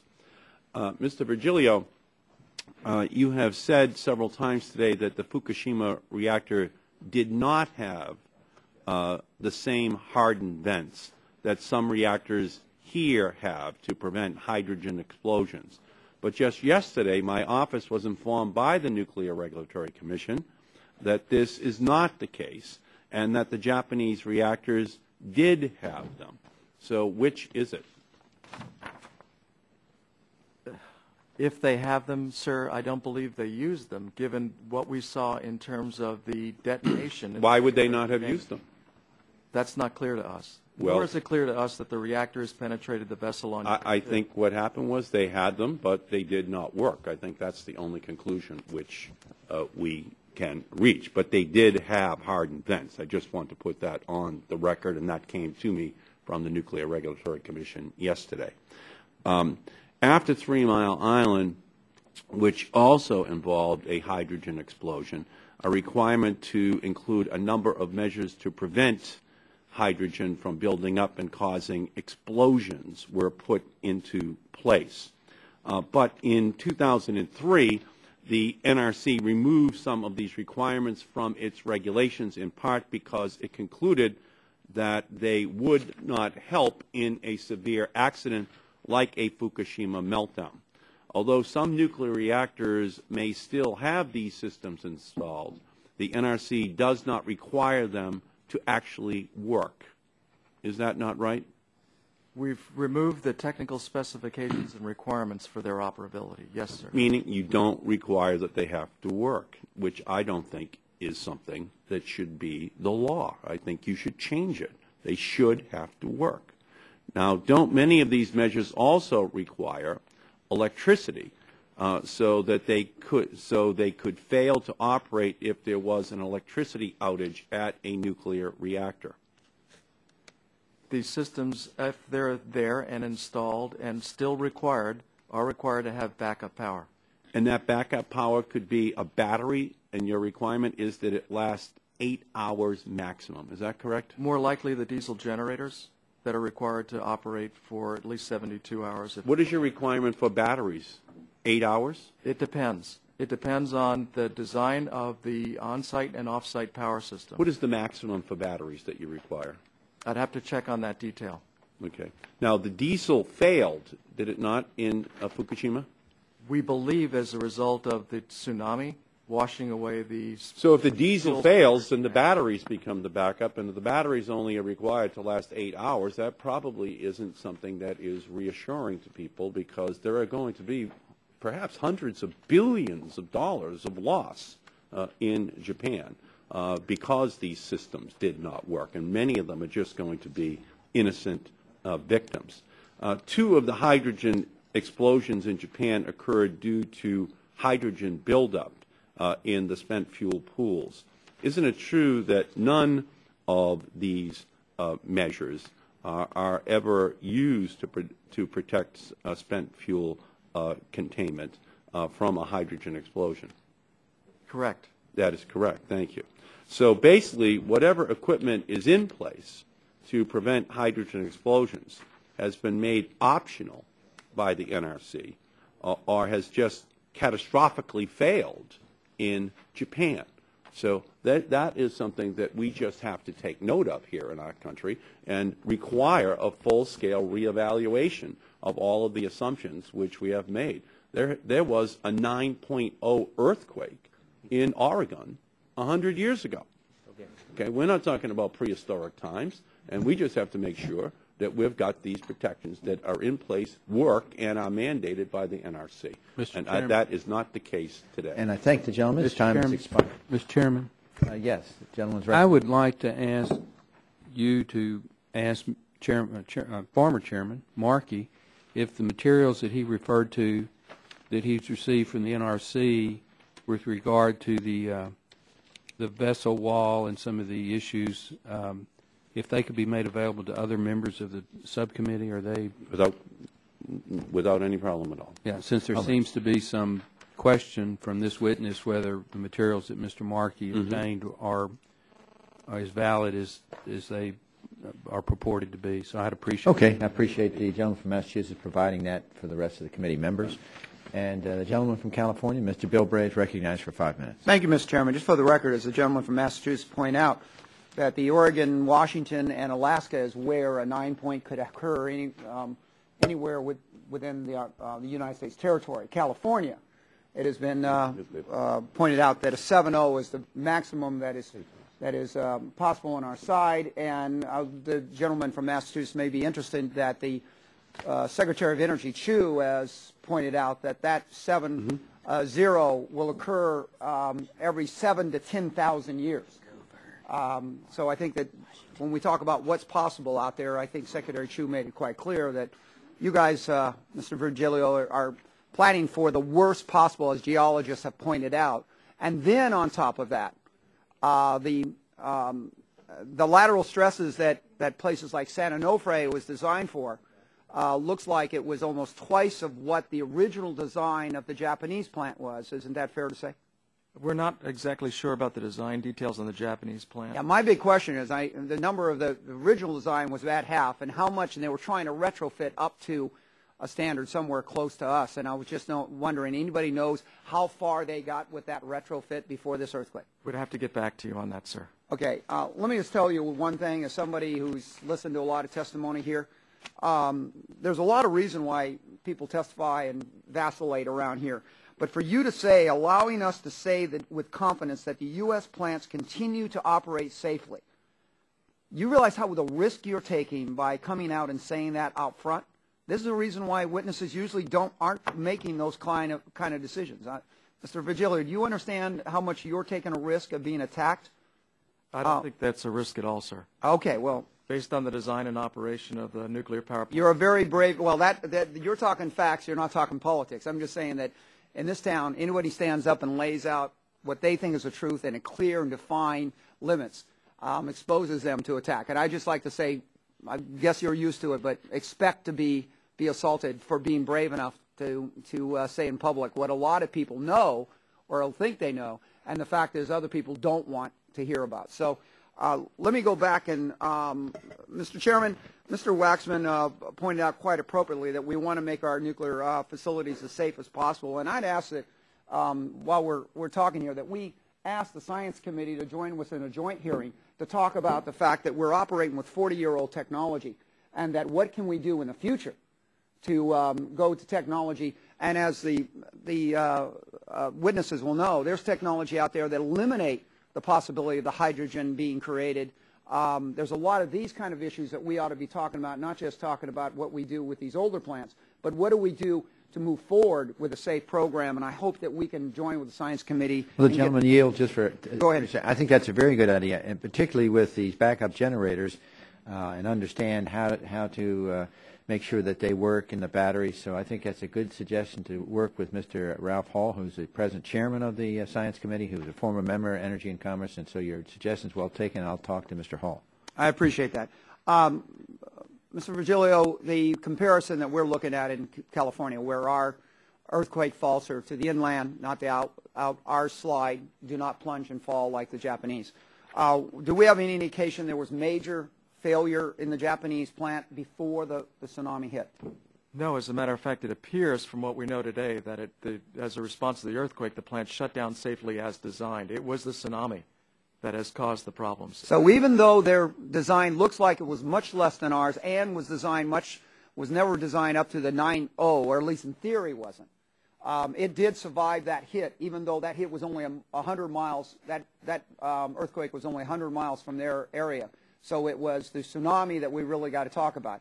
Okay, so they were inundated, their units. Our units at San Onofre and at Diablo, they are protected not by a 10-foot surge wall, but one I think was 25, and I think Diablo is over 85.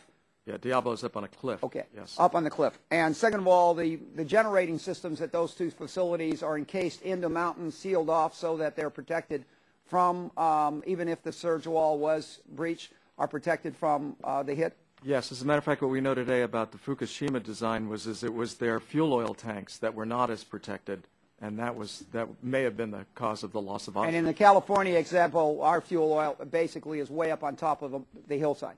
It's well protected. Okay, and even if it was the units were submerged, they're designed to operate with that capability in most instances? No, the units are not designed to be submerged. They're protected from being submerged. Okay. Thank you. I appreciate that. I just think that we're trying to clarify the limits. So basically, you're willing to say that right now, under the same situation, even though geologists say it could not happen within 7,000 to 10,000 years, or in frequency, but the fact is we've designed to that where the Japanese had not created those safety buffers that we have now. It appears that they were not designed for that tsunami.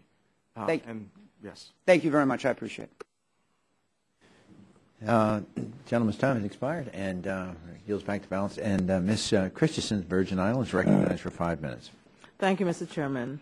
My question, Mr. Virgilio is about the evacuation zone. On March 16th, the Nuclear Regulatory Commission, in collaboration with the Department of Energy and other U.S. government agencies, advised American citizens within a 50-mile range around the stricken Fukushima nuclear plant to evacuate. The Japanese limited their mandatory evacuation zone to within 12 miles of the site. In a speech on Monday, Chairman Jasko called the NRC's decision, and I'm quoting, a prudent course of action. He also stated that the evacuation range was predicated on information that the NRC had available at that time. So, Mr. Virgilio, can you briefly describe the information on which NRC based that decision? Let my colleague, Don Kuhl, answer that, please. The NRC had available to it limited information, but knew that there was damage at the reactors and that there appeared to be damage to some of the spent fuel pools. Under that circumstance, we determined that it was imprudent to include a significant portion of 2 of the spent fuel pools and 1 of the reactors in a release that could possibly occur. Under that circumstance, and using our modeling, we concluded that if such a release occurred all at once with a wind direction which was over land, that radioactive materials could be moved out to a distance that would include 50 miles. As we try to make our recommendations on the possibility of what could happen so that the actions can take place before any individuals are actually put at risk, we deemed it was prudent to make that recommendation. Thank you. And Chairman Jasko also said that the 50-mile zone was, again, I'm quoting, consistent with what we would do in a similar situation in the United States. But U.S. nuclear power plants are only required to develop emergency evacuation plans for people living within 10 miles of a reactor. So could you describe how this 50-mile evacuation zone is consistent with the protective action guidelines established for emergencies here in the U.S.? The Protection Action Guidelines provide both for a 10-mile protective action for a plume and a 50-mile zone. We also require and work diligently on training and planning for other scenarios.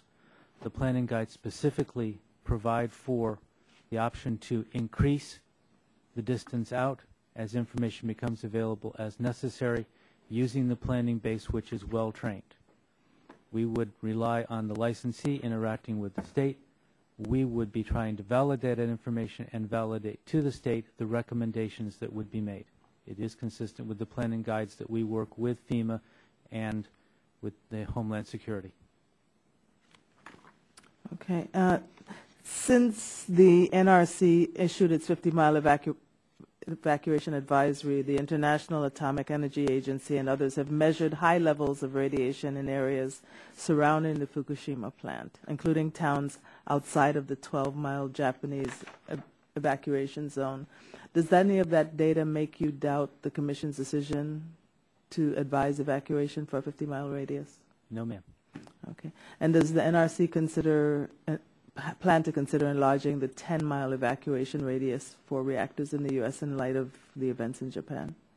That will be one of the items which we will certainly be re-examining as we do a comprehensive look at all of the aspects and lessons learned from this facility.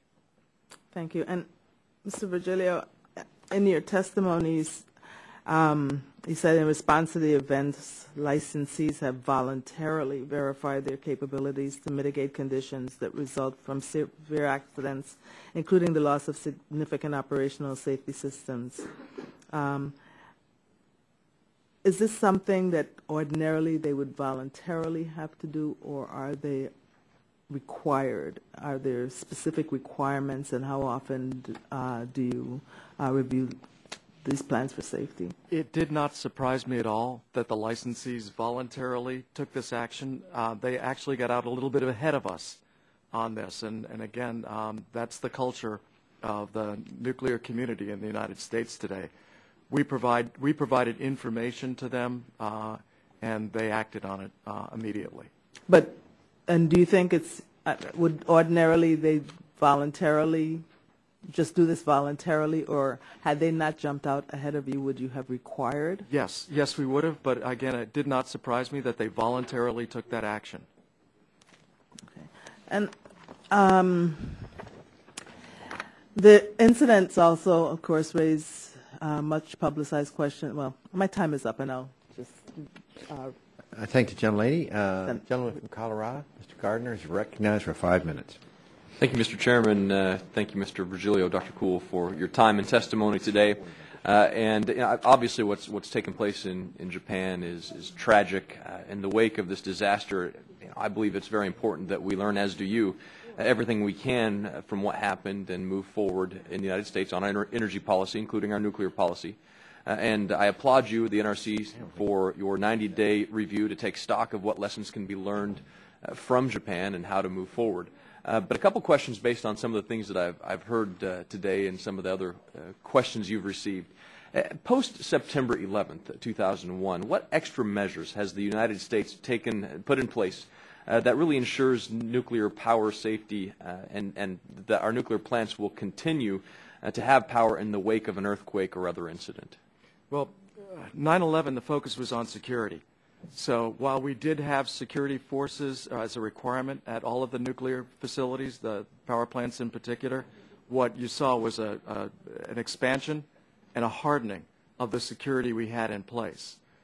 We also looked at a few events that could also occur involving, and I'm dancing around this a little bit because I'm trying not to get into any classified information. Understand. But we also took a look at what else could happen as a result of either terrorist attacks or other things, and we came upon this notion of requiring licensees to have additional equipment in place.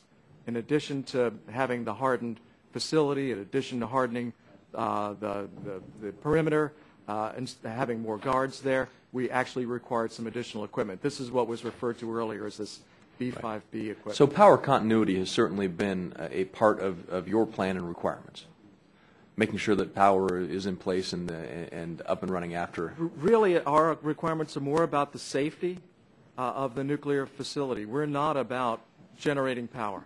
Okay. Our focus is really on ensuring that the power that is generated is done safely. And I guess that, I'm sorry for that line of questioning. I just want to make sure that we're giving you enough opportunity to answer some of the questions that were raised about the power supply to the plant in times of a situation where there may be power disruption to the plant itself. We look very carefully at that. We ensure that there is, in fact, multiple redundant and diverse supplies of power to the plant.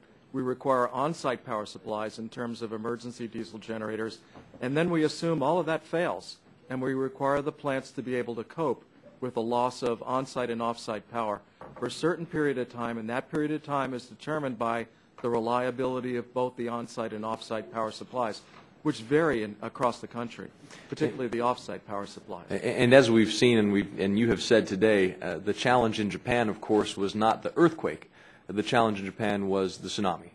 Yes, that's our understanding. And in some of the conversations we've heard today about emails regarding scientists, scientists were doing what they were supposed to be doing, which is trying to put any question, any scenario forward and having a good back and forth and an open discussion. Is that correct? Absolutely. That's the culture that we encourage at the NRC.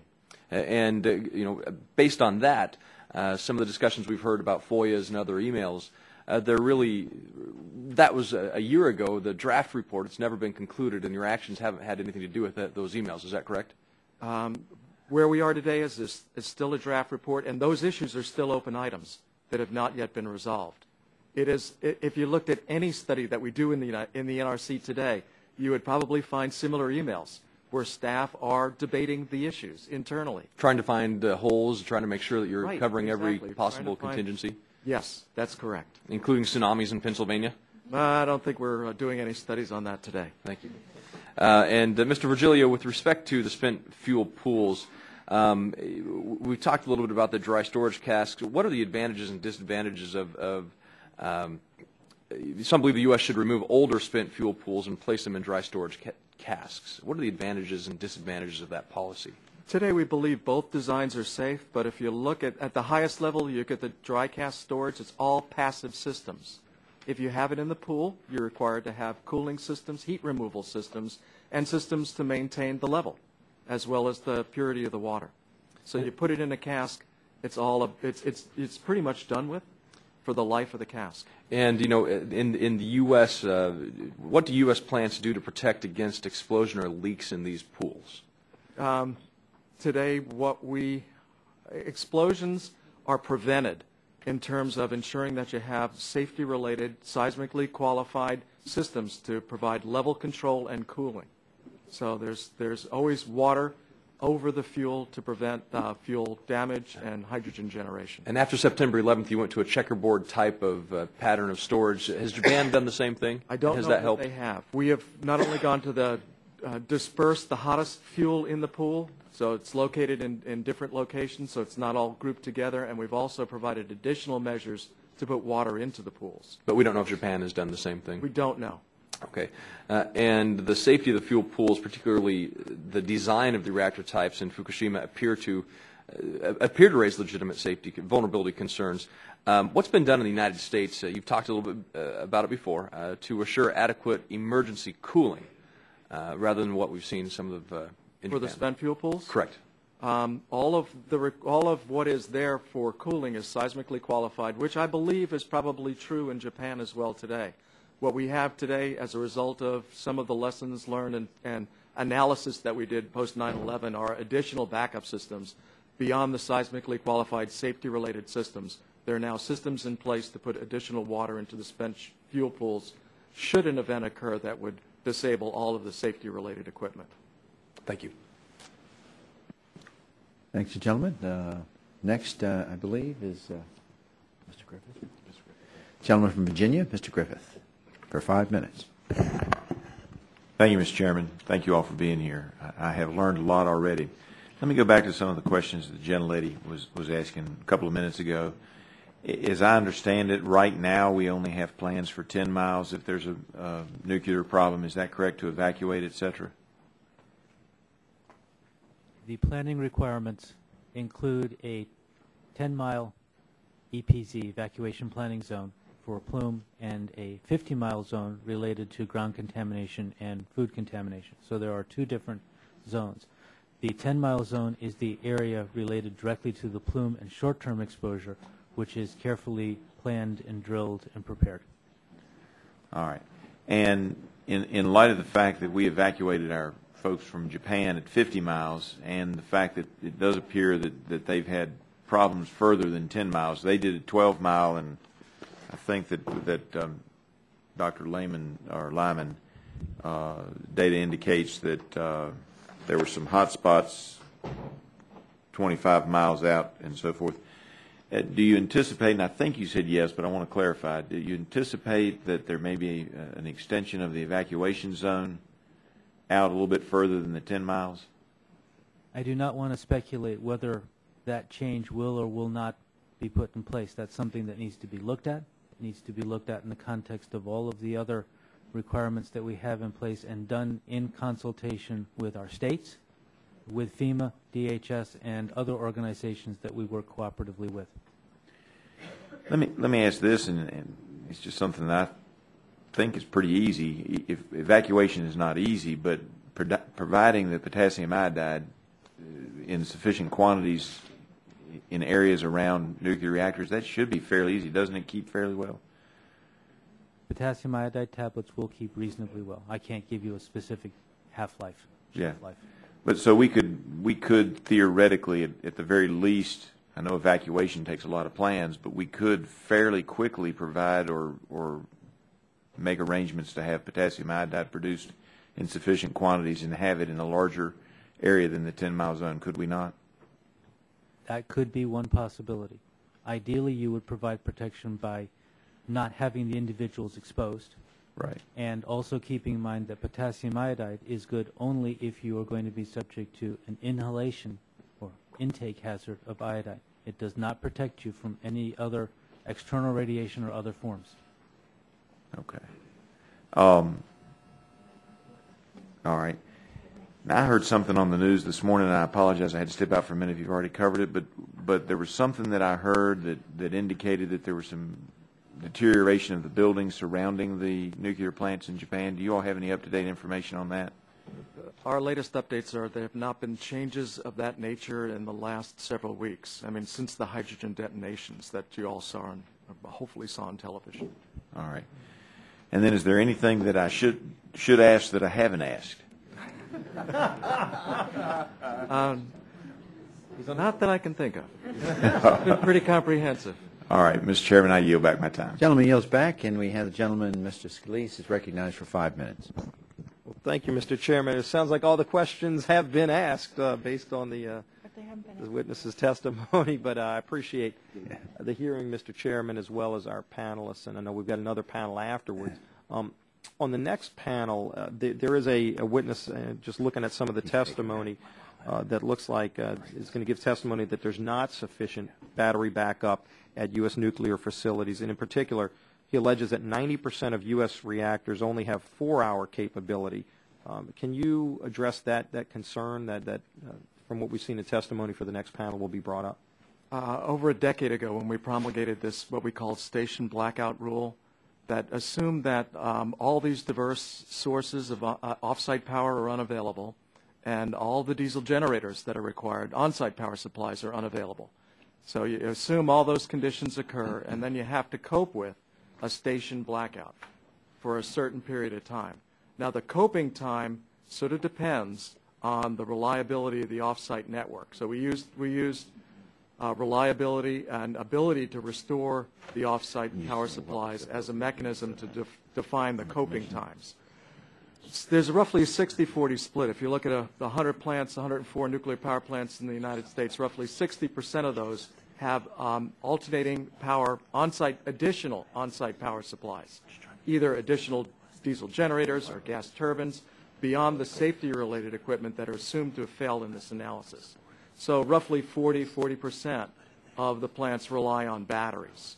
The battery coping times, again, vary depending on the analysis that was performed. But in each case, the analysis, we concluded, as the NRC, that there was a sufficient amount of time on those batteries that would allow the restoration of power either from on-site or off-site. And what would a sufficient amount of time be considered? Could be 8 to 16 hours. I can't recall offhand today exactly what the time period was. Each coping analysis was different, again, depending on the location of the plant and the reliability of the off-site power supplies. Okay. But again, only 40% of the plants relied on the batteries. 60% of the plants relied on other sources of alternating power on-site.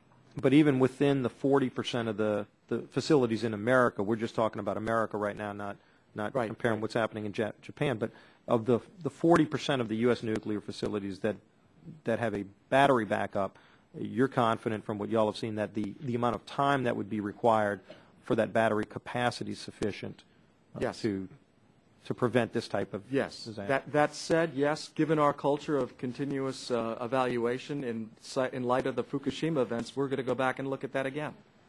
Okay, and I appreciate, and I know y'all have said y'all are going to, obviously from any disaster, and surely in South Louisiana we've gone through more than our fair share, and you learn from each of those, and you improve your redundant systems, even the ones that fail. And so I would imagine y'all are doing that as well. Make sure I've got enough time here. Another lesson from Fukushima, it looks like the combination of events that seem to go beyond the design for a basic facility is where they're having their problems. How, when you look at United States nuclear facilities, how do we prepare for those kind of events where it actually does go beyond the design? We actually look at severe accident management by use of additional equipment, some of which we've already talked about today, and procedures for using that equipment. A lot of what we're doing today in terms of coaching and supporting the Japanese is right in that area. We're using our severe accident management guidelines and strategies. We're actually providing advice to the Japanese government on how to use those kinds of strategies given the conditions that they have today. And I appreciate y'all's help in working with them, because it's something that we're all concerned about. We're of course very concerned about the people of Japan and their health and safety, but also we want to make sure that if we can give them expertise, we are, and then we also are looking to make sure that our facilities have the proper backup. And I appreciate the work y'all are doing to not only review what you've already done, but then to see if there are other steps we can take, because it's still an important source, I think, of our energy needs in the future, just as it is today. So I appreciate that, and I yield back. Gentleman yields back, and by unanimous consent, we have the chairman of the Energy and Power Subcommittee who would like to participate and ask questions, and if there's no objection, Mr. Whitfield will be recognized for 5 minutes. Well, thank you, Chairman Stearns, and thank you all for being here today. We appreciate it. When was the first nuclear power plant put into operation in the United States? 1957. 57. And the only significant incident was 3 Mile Island. Would that be correct? I think that was the most significant issue that we've had or event we've had in the United States. And it's my understanding that international agencies have a matrix of from level 1 to level 7, with 7 being the most serious incident. Is that correct? Yes, the International Nuclear Event Scale goes from 1 to 7. And PMI was a 5 on that scale. 3 Mile Island was 5. 3 Mile Island was a 5 on that. And Chernobyl was 7. 7 on that scale. And have they determined yet where the Japan incident would be? I think it's yet to be determined, but right now they're preliminarily calling it a 5. Okay. Now, I read this somewhere. I don't know if it's correct or not, so you all can let me know. But I had read that if you had been on the property line at 3 Mile Island, and when that incident occurred, that a person would have been exposed to radiation equivalent to a chest X-ray.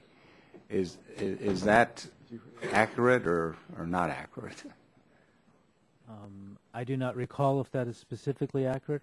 My recollection is it was actually less than that. Less than that. Okay. Now, one other question I want to ask, and then I know there's another panel, and I appreciate you all giving me this opportunity. I know that there's a nuclear plant in Japan that's sort of a modular plant, a smaller plant that's cooled by liquid sodium. And my question is, I don't think there are any plants in the U.S. cooled by liquid sodium, but or is there? We had one at one time. Fort St. Vrain was a sodium-cooled reactor, but it is now decommissioned. But it is my understanding that the liquid sodium cooled was basically discovered in the U.S. or developed in the U.S. We did develop that technology, yes. Now, is there anything inherently safer about that kind of cooling system versus any other? Or there are advantages and disadvantages to each of the designs. Okay. And you mentioned the small modular reactors. Yeah. Today in the United States, we're looking at a full range, including the sodium-cooled reactors, but I think the more likely ones, the ones that are being talked about, first being deployed in the United States are light water-cooled reactors. Okay. All right.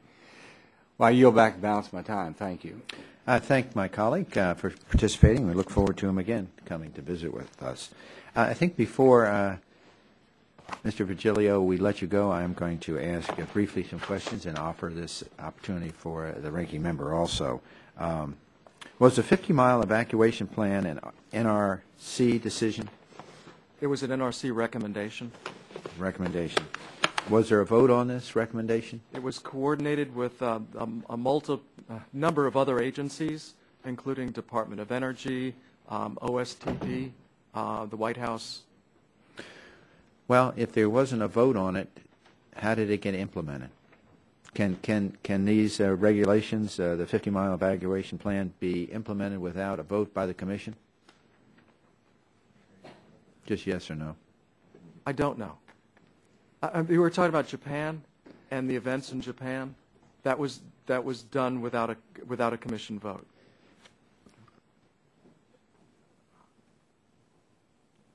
Okay. In 1988, the NRC adopted the station blackout rule, or the 50 CFR 50.63. That rule requires plants to be able to survive a station blackout for a specific period based on certain factors, like the reliability of emergency power sources, the time needed to restore off-site power, and certain information about the reactor core. What blackout period can the U.S. plant survive? It depends on the location of the facility, but it's typically on the order of 4 to 16 hours. We're having the second panel, Dr. Lyman. He's witness on the next panel. In his written testimony, he states that the U.S. plants are only required by the NRCC to have sufficient battery capacity to cope with a blackout for only 4 to 8 hours. In fact, Dr. Lyman states that 90% of U.S. reactors have only 4 hours of backup battery power. Is that true? Do you agree? I don't agree. You don't agree? I believe that 60% of the plants in the United States don't rely solely on the batteries. In that rulemaking, they rely on other sources of power on site.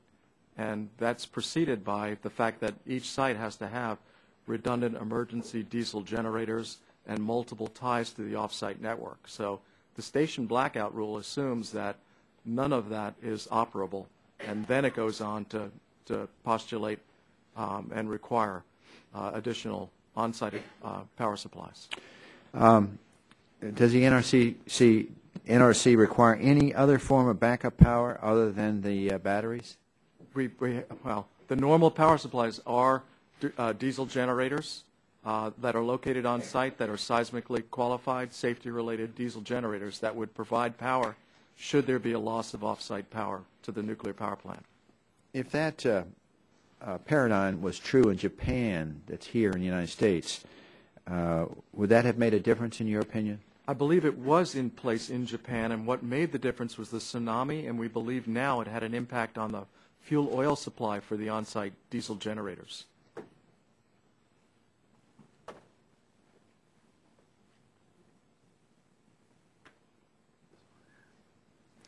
Before we let you go, I want to make sure we put in place some of the basics. I guess a potential lesson from what happened in Japan involves events or a combination of events that seem to go beyond the design basis for the facility. I guess the question would be, what measures does the United States facilities need to take to address the emergencies for events that surpass the design basis of the facility? And does the NRCC require the industry to ensure assumptions about design basis and related emergency response are tested? How can we in Congress assess the quality of the work? And what sort of planning is done to anticipate a confluence of events, such as the power blackout and loss of road access? If you can, just answer those questions together and perhaps take me through what your thinking is. We do have severe accident management strategies in place at all of these nuclear power plants that are in operation today. These strategies look at the most improbable events that could possibly occur at the nuclear power plants, and these are the strategies that we're using to help coach the Japanese in responding to the events in their country today. Is there anything here, we in Congress, that you would recommend this morning that we do, perhaps in terms of planning or implementation? Is there anything that Congress should follow up with? There's nothing that we need immediately, but as we proceed through the 90-day assessment and the longer-term assessment, we will certainly come back to you if we believe we need legislation to support any actions that we need to take. All right. The gentleman. Thank you so much, Mr. Chairman.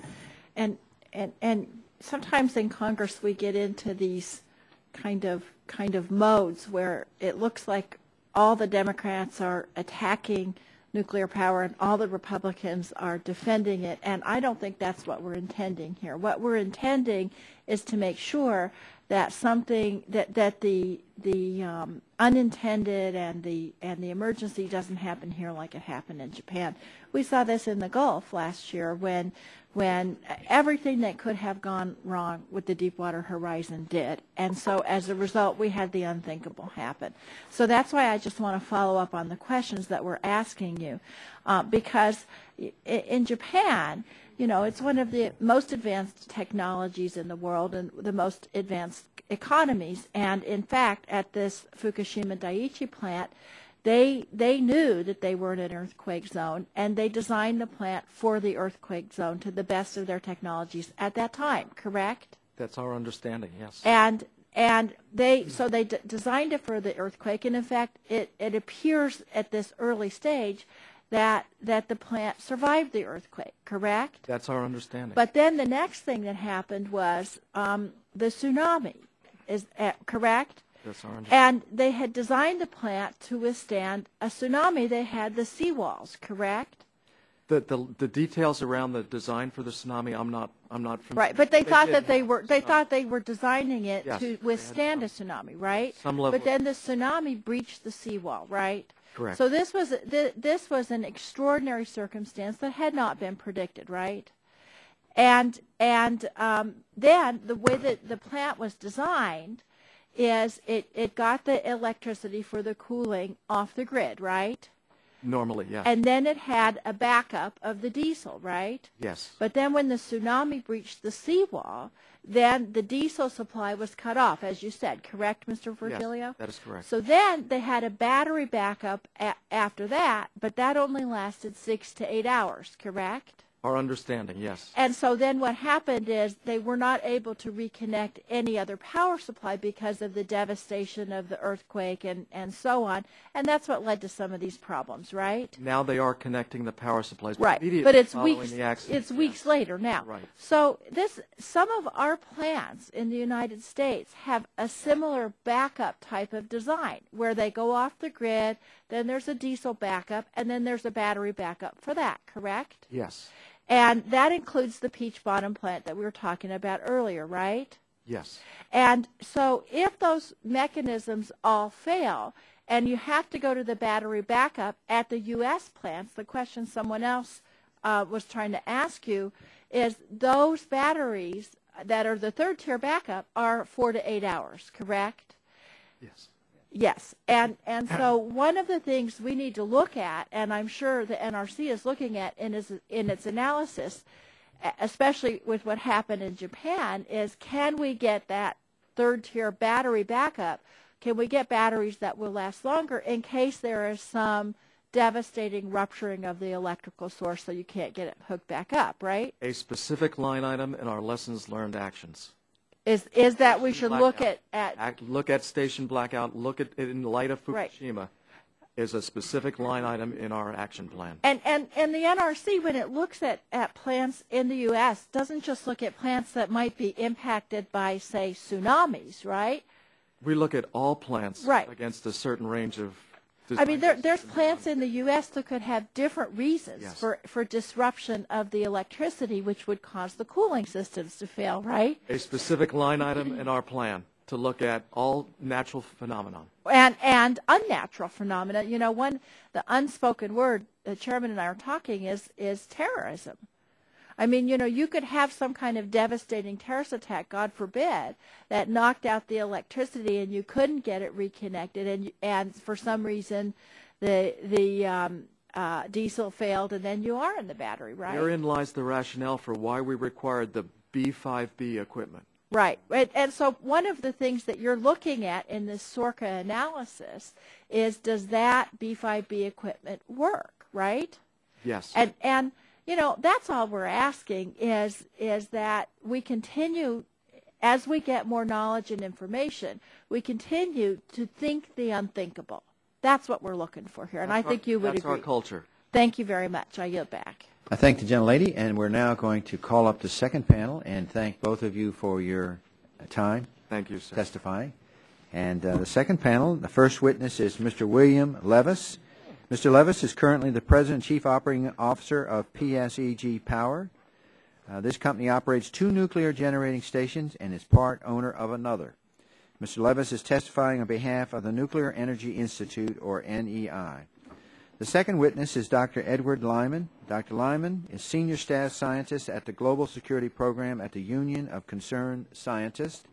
And the third witness is Dr. Michael Corradini.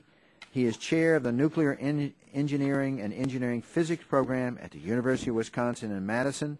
He is a member of the Department of Energy Nuclear Energy Advisory Committee and NRC's Advisory Committee for Reactor Safeguards. He is testifying today on behalf of the American Nuclear Society.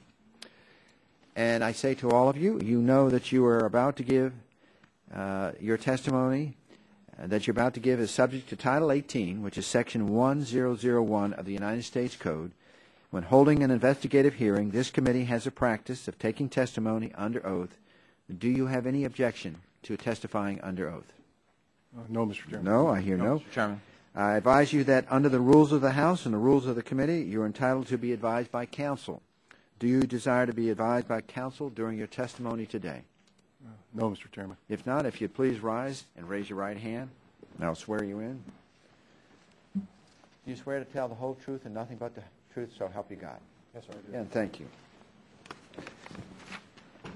Mr. Levis, we'll start with you with a 5-minute opening statement. Welcome. Chairman Stearns, Ranking Member DeGette, and members of the subcommittee, thank you for the opportunity to appear before you today. I appreciate your invitation to testify at today's hearing to discuss the status of the U.S. nuclear industry and the implications of the Fukushima nuclear accident on nuclear energy in the United States.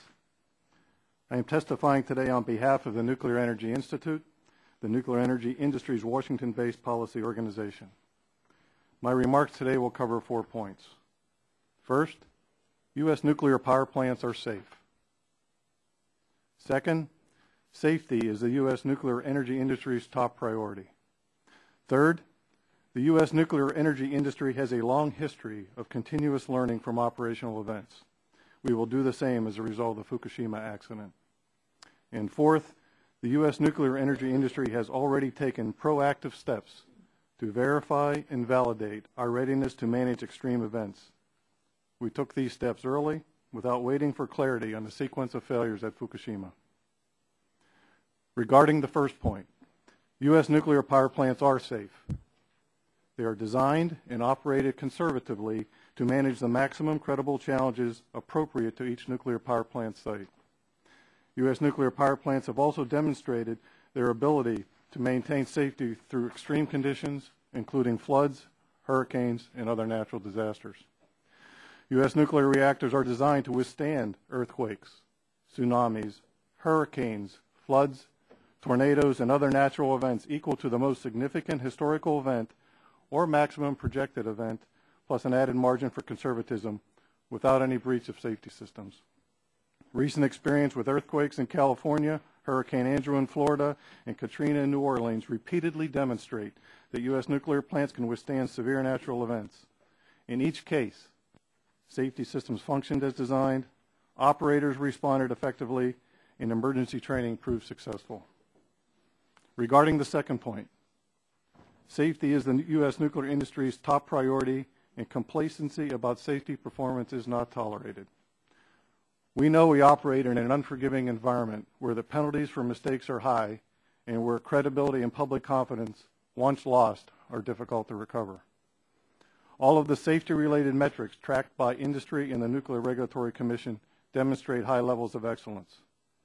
Worker radiation exposure, events with safety implications, and lost time accident rates have all trended down year over year for a number of years. Regarding the third point, the U.S. industry routinely incorporates lessons learned from operating experience into its reactor design and operations. I could point to many, many examples of improvements made to the United States nuclear power plants over the years in response to lessons learned from operational events. Let me just list a few. In the 1970s, concerns were raised about the ability of the boiling water reactor Mark I containment to maintain its design during an event where steam is vented to the torus. Subsequently, every United States operator with a Mark I containment implemented modifications to dissipate energy released to the suppression pole and installed stringent supports to accommodate loads that could be generated. As a result of the 3 Mile Island accident, NRC required all sites to have emergency plans, including both an emergency operations facility and a joint information center. These off-site facilities were mandated to ensure the states and NRC could have direct access to information coming from the plant. In 1988, the NRC concluded additional station blackout regulatory requirements were justified and issued the station blackout rule to provide further assurance that loss of both off-site and on-site emergency AC power systems will not adversely affect public health and safety. Since the terrorist events of September 11, 2001, U.S. nuclear plant operators identified other beyond design basis vulnerabilities. As a result, U.S. nuclear plant designs and operating practices since 9/11 are designed to mitigate severe accident scenarios such as aircraft impact, which include the complete loss of off-site power and all on-site emergency power sources and loss of large areas of the plant. All U.S. nuclear power plants have enhanced capacity for fighting very large fires, alternatives for bringing cooling water to used fuel storage pools, and the ability to bring in additional sources of power from remote locations. Also, all plants have ability to use diesel-driven portable water pumps, for example, to bring cooling water to the reactor and fuel storage pool without off-site or on-site electric power. Regarding the final point, the U.S. nuclear energy industry has already started an assessment of the events in Japan and is taking steps to ensure that U.S. reactors could respond to events that may challenge safe operation of the facilities. These actions include verifying each plant's capability to manage the severe accident scenarios developed after 9/11 that I previously described, verifying each plant's capability to manage a total loss of off-site power, verifying the capability to mitigate flooding and the impact of floods on systems inside and outside of the plant, and performing walk-downs and inspection of important equipment needed to respond successfully to extreme events like fires and floods. In conclusion, Mr. Chairman, it will take some time before we understand the precise sequence of what happened at Fukushima, before we have a complete analysis of how the reactors performed, how equipment and fuel performed, how the operators performed. As we learn from this tragic event, however, you may rest assured that we will internalize those lessons and incorporate them into our designs, training, and operating procedures. That concludes my oral testimony, Mr. Chairman. I look forward to answering questions that the committee may have. I thank the gentleman. And Dr. Lyman, welcome for your 5-minute opening statement. Thank you and good morning. On behalf of the Union of Concerned Scientists, I'd like to thank you. I think you might have to put it a little closer to you. Okay. No, it's not. Use the other mic. Hello. There you go. There you turned it on. That's Right. Uh, good. On behalf of the Union of Concerned Scientists, I would like to thank Chairman Stearns, Ranking Member DeGette, and the other members of the subcommittee for the opportunity to provide our views on the still unfolding accident at Fukushima Daiichi and the implications for nuclear power in this country. UCS would like to extend its deepest sympathies to the people of Japan during this crisis. Before proceeding, I would like to say that the Union of Concerned Scientists is neither pro nor anti-nuclear power, but we have served as a nuclear power safety and security watchdog for more than 40 years. Today, nearly 4 weeks after the catastrophic earthquake and subsequent tsunami, there is still much that is uncertain, and it will be a long time before we learn all the lessons from the still evolving accident. However, the severe and unacceptable consequences of this disaster for human health, the environment, and the economy are already apparent. Hence, everyone concerned should not hesitate to take steps to make sure that such a dire event will not happen in the United States. To that end, the Nuclear Regulatory Commission has announced that it will conduct both short and longer-term reviews of its regulations and procedures. And we believe that the issues that the NRC is going to look at are the right issues. However, we are concerned that the NRC's review may not be sufficiently thorough without stringent oversight. And the defensive public posture that the NRC has taken since March 11th raises concerns, in our view, that the agency does remain too complacent to conduct a critical self-examination of its past decisions and practices. The NRC has to confront the overarching question of whether it has allowed safety margins to decline to unacceptably low levels, and it may have to adjust its perception in light of Fukushima. One issue we're concerned with is also the promptness of implementation of any lessons learned. Following the 9/11 attacks, the NRC undertook what it called a top-to-bottom review of its security regulations. Although the review did uncover serious shortcomings in its requirements, the process of fixing them has been so slow that even today, nearly 10 years after 9/11, some nuclear plants have not completed the required security upgrades. We need to act faster than that. Now, there are some lessons learned I think we can say with confidence we need to turn our attention to. One is whether it was an earthquake and a tsunami or any other event that could cause a loss of off-site power and an on-site power called a station blackout. There needs to be a coping strategy that is longer than what the U.S. requires today. Whether it's battery backup or anything else, the coping strategy is not longer than 8 hours for any plant, and I think we've already seen the consequences of having a loss of a complete station blackout for a long period of time and the potential situation that can evolve. The second issue has to do with spent fuel pools. We believe that the evidence is already abundant that there will be a safety advantage and a security advantage to accelerating the transfer of spent fuel from overloaded wet pools into dry cask storage. That would reduce both the radioactive inventory and the heat load of the pools, and also allow for more time to intervene should there be an interruption of cooling. So we do believe there is a significant safety advantage, and there shouldn't be any more hesitation to accelerate that transfer. The third issue has to do with how do you cope with an event like we're seeing in Fukushima if there's already core damage. Now, the Japanese are engaging in truly heroic actions, but they are barely managing to contain the situation. In fact, there already has been large radiological release into the atmosphere and into the ocean. We need to do better than that. And so the issue comes up, are U.S. plants better prepared to cope once damage has occurred, or once safety systems have been lost for a long period of time and cooling has been interrupted? And this is the issue that I wanted to bring out with the emails that that have been referred to before that we received through FOIA.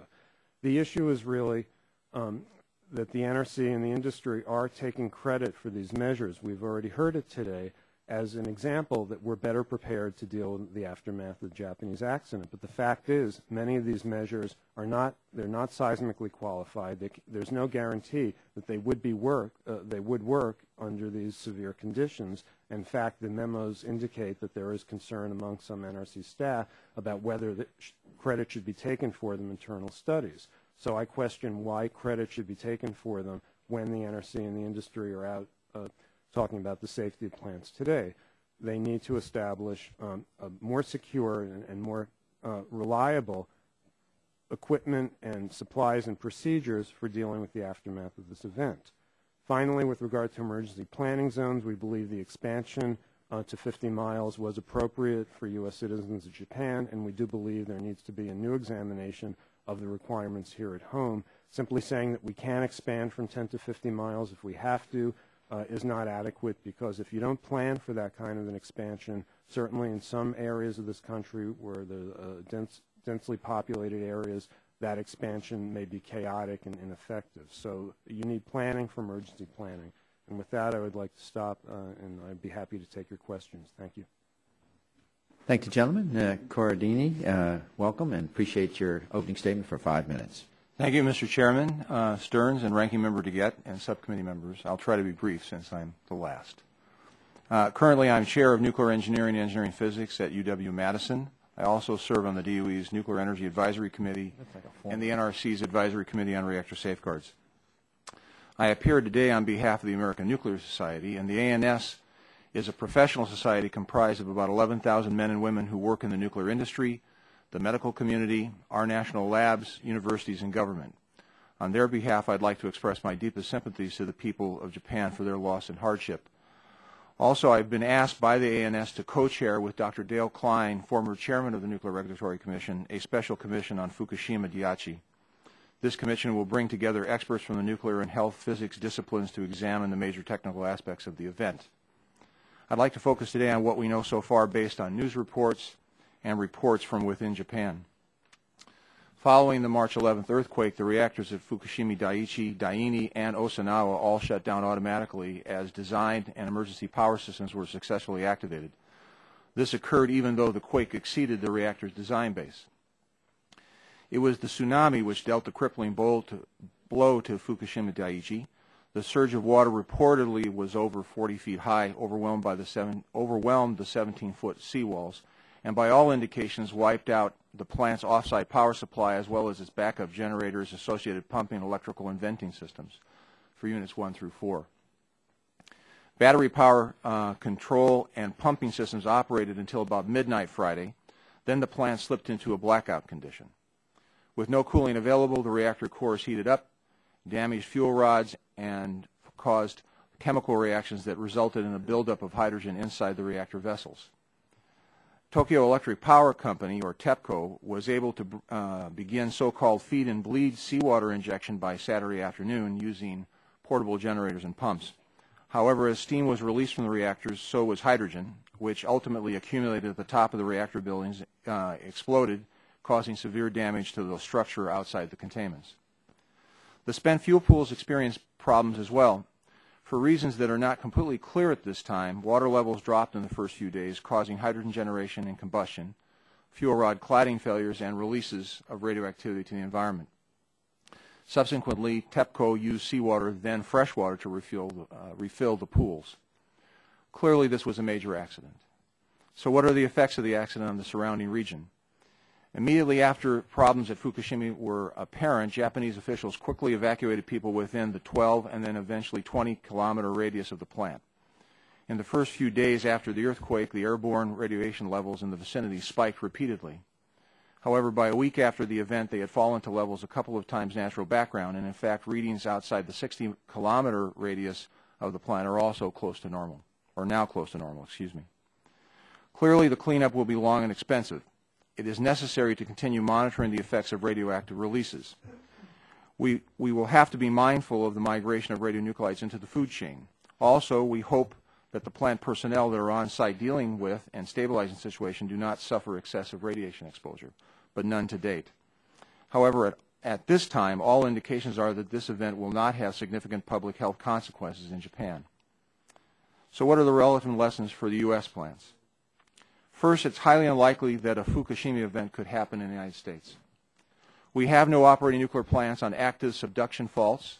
Our plants are robustly designed to withstand seismic events, and each has a diverse and redundant array of safety systems. All have a strict regulator, the NRC. The U.S. nuclear industry has implemented a number of equipment upgrades post 9/11, including hardened vents to prevent hydrogen explosions and systems that allow for reactor cooling in blackout conditions. Finally, U.S. plants run regular drills simulating adverse conditions, so they are better prepared to manage unforeseen events. The first main lesson, which I believe extends to our civilian infrastructure, to our entire civilian infrastructure, is that emergency preparedness for extreme natural disasters is critically important to preserve life, health, and property.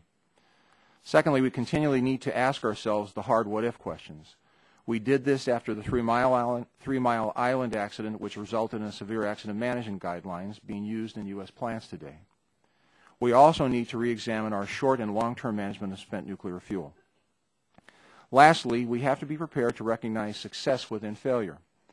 I think the Fukushima situation is about as bad as it gets for light water reactors. Yet, if no major public health impacts emerge, I would argue this is a successful outcome and given the enormous scope of the natural disaster. So with that, I'll thank you and look forward to questions. I thank you, and I'll start with the questions. Mr. Levis, as I understand it, you've actually had experience operating a nuclear power plant. Is that correct? Yes, sir. And was your title then the chief nuclear officer for the plant? That's correct. Was this while you were in the military? No, this was my previous job with Public Service Enterprise Group was as chief nuclear officer responsible for the Salem and Hope Creek station. Okay. Dr. Lyman's indicated a little concern about preparedness of the United States. Based upon your experience actually operating a nuclear power plant, do you see what's happening in Japan ever happening here in the United States? The question of could it happen here, I like to start with saying is we assume it can happen here. So I have confidence that we can deal with that because we start saying it can, and we work from there to make sure we have, in fact, built into our processes sufficient. Do you think we have built into our procedures? I think we've built it into our design, built it into our operating practices, and also our emergency plans. So again, I'd ask you the question, do you think what happened in Japan could likely happen in the United States based upon your experience? No, sir, I don't. I just wanted that. Dr. Corradini, you said a statement, said because of what, you said no health consequences will occur in Japan because of the nuclear incident. Did I hear you correctly say that? I said something like that. Yeah.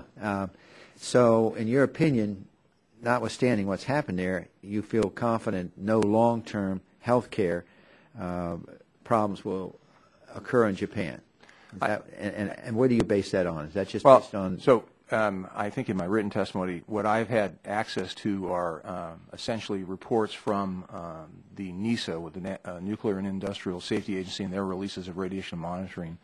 And from what is seen to date, I don't think there'll be severe health consequences from the accident.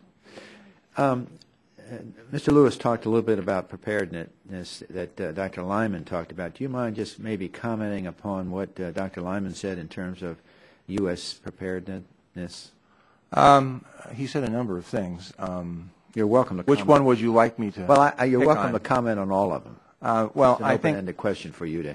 I think I know Dr. Lyman from a number of times when we've spoken either together or between sessions. So I think some of the things that he says we have to take serious thought with. I think his comments about having to review what we have currently in plants is a logical thing to do. I don't particularly specifically agree with some of his conclusions. I think, so I apologize for starting off like this, but as an engineer, I qualify everything, right? Because we don't, the first thing you learn as an engineer is you don't trust anybody else except yourself, and even that you double check, all right?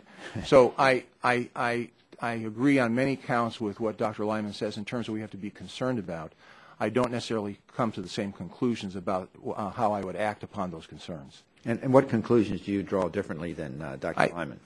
I don't think necessarily, well, now I'm getting into personal opinion, so I'm going to have to be careful. Well, no, that's why you're here. That's why you're taking the phone. I don't think necessarily I would come to the conclusions about evacuation. Dr. Lyman's giving his personal opinion, too. I'm sure he has. I don't necessarily think I'd come to the same conclusions about evacuation zone planning, because I think we're early in the game of that. I just remind the committee that at TMI, since I was on the alternative events sequence scenario for the Presidential Commission for 3 weeks, I enjoyed my stay in Washington.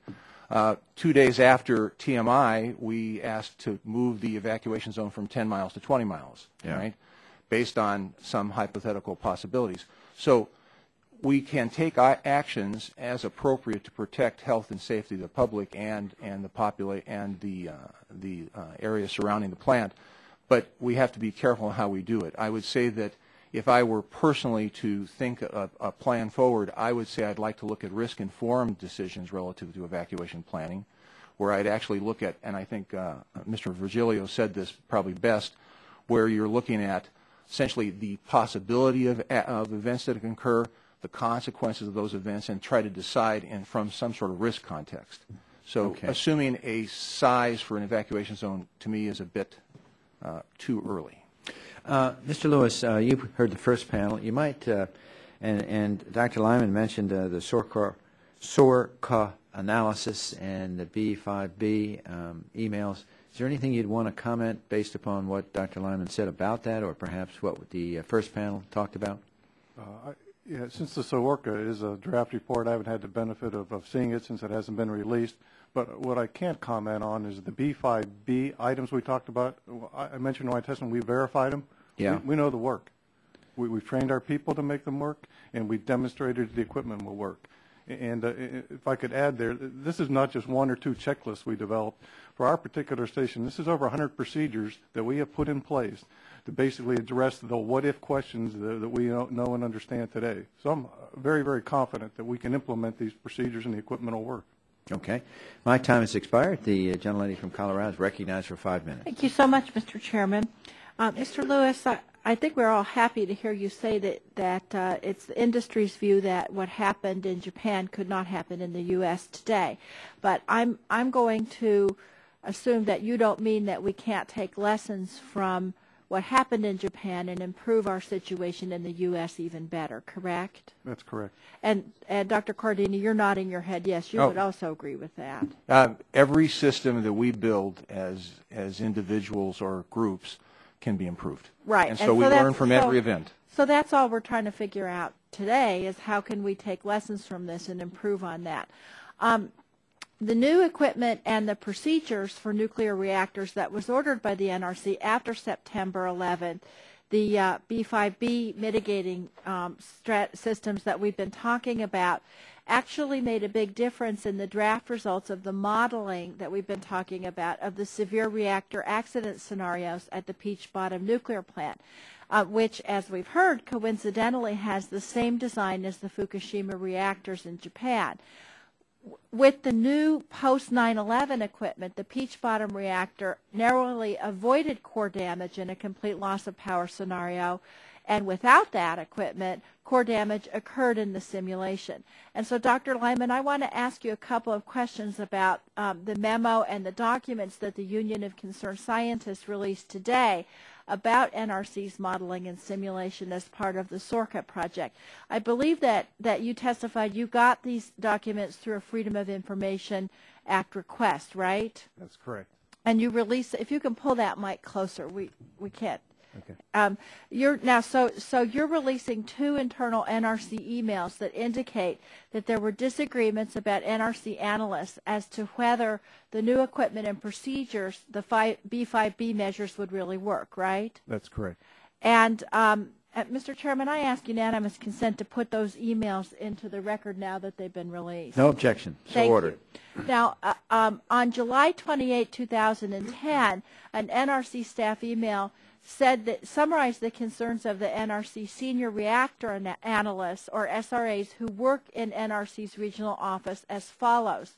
Quote, one concern has been that SORCA credits certain B5B mitigating strategies such as RCIC operation without DC power that have really not been reviewed to ensure that they will work to mitigate severe accidents. Generally, we have not even seen licensees credit these strategies in their own PRAs, or probabilistic risk assessments, but for some reason the NRC decided we should during SORCA. End quote. Dr. Lyman, briefly, what is the significance of this email?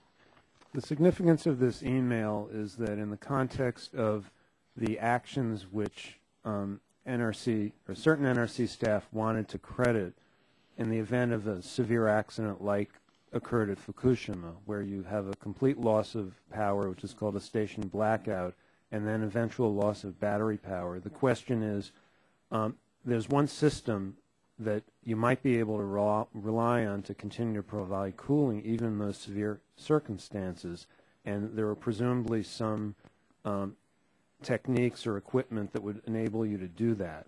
But the problem is, well, first of all, from our perspective, we don't know what those actually are because those plans are not publicly available. But what the email does say is that some staff have looked at them and questioned whether they can be credited, whether you can actually say with confidence you would be able to do that and continue to keep the core cool even in the severe circumstance. So it sounds like the NRC analysts were arguing that maybe this mitigation measure's unproven and shouldn't be relied on in the modeling. Is that what you're saying? That's correct. The second NRC email refers to mitigation measures required by NRC's March 2009 reactor security regulation. This one says, quote, the concern involves the manner in which the credit is given to these measures such that success is assumed. And the email continues, mitigation measures are just equipment on site that can be useful in an emergency when used by knowledgeable operators if post-event conditions allowed. If little is known about these post-event conditions, then assuming success is speculative. And so what it shows is that NRC reactor analysts responsible for the day-to-day safety were challenging the SORCA assumption that the presence of new equipment could be equated with the successful use of the equipment. Do you think that's a reasonable concern? Yes, I do. It makes no sense to credit a piece of equipment that's not seismically qualified with use after a severe earthquake. You simply can't guarantee that piece of equipment will be available. So I think it's clear that without the highest standards, you can't certify that equipment will be there if you need it. Just one last question, Mr. Chair. Mr. Lewis, do you think this is something that would be worthwhile following up on and investigating in attempts to make sure that we ensure the safety of our system? I think any questions we have relative to safety should be followed up on and answered. Thank you. Thanks, gentlelady. Gentleman from California, Mr. Bilbray, is recognized for 5 minutes. Yes, Mr. Lewis, I got a question about that because it seems to be the concern that this backup system, which seems sort of logical, the fact that if you've got steam's your problem, all at once you've got the ability to generate, basically run pumps off of this stuff that maybe is a problem or maybe an opportunity. The question might have been during a major earthquake, there may be a problem there. But we're talking about the inundation issue being the real problem in Japan, where steam application seems to be one technology that's pretty impervious to inundation, basically, when it gets to operation. So isn't there sort of a mixing here of a concern that may apply in one application, but in the application that we're talking about here is where the electricity is knocked out, pumps are knocked out by a tidal wave. The steam operation, though may be susceptible to one, would still be operational with a tsunami.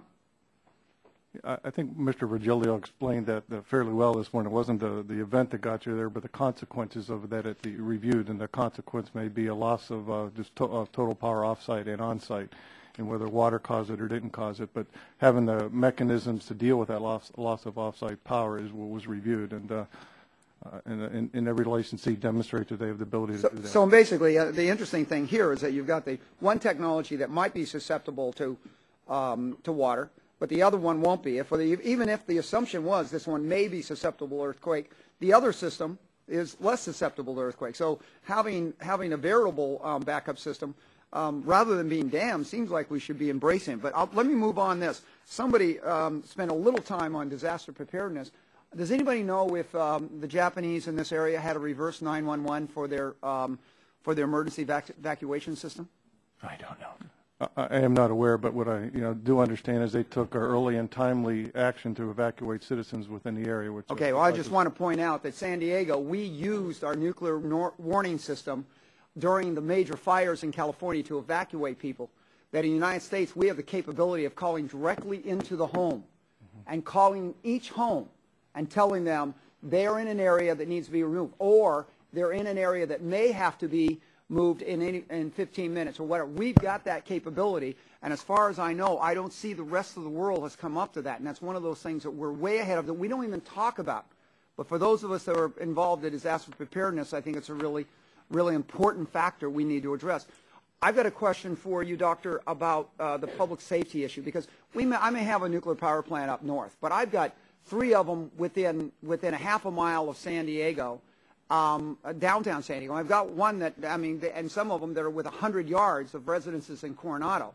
And we probably have totally about 20 nuclear reactors right in that urban core. How does this equate to the safety of our military facilities that I have in San Diego, where I've got reactors, 6 of them within half a mile of downtown San Diego? Is there something we can learn in those reactors that are really close to our civilian population? Well, that's an interesting point, and the safety of naval reactors is something that most civilians don't really know too much about because they're, let's say, most details are highly classified, so I can only speculate. But I would say that I think there is a general concern when you have a nuclear reactor close to a large urban population that there is a potential for something to go wrong in a radiological release. And so I believe that probably emergency preparedness should also deal with those questions as well.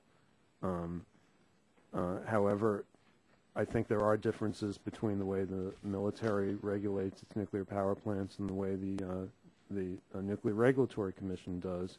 The fact is you have an industry that in some cases, let's say, doesn't always operate with military precision. So my concerns about the civilian nuclear power industry perhaps even greater than about naval power plants. I appreciate that. I know the safety record of the military application seems very good. I can't say the same thing for aviation.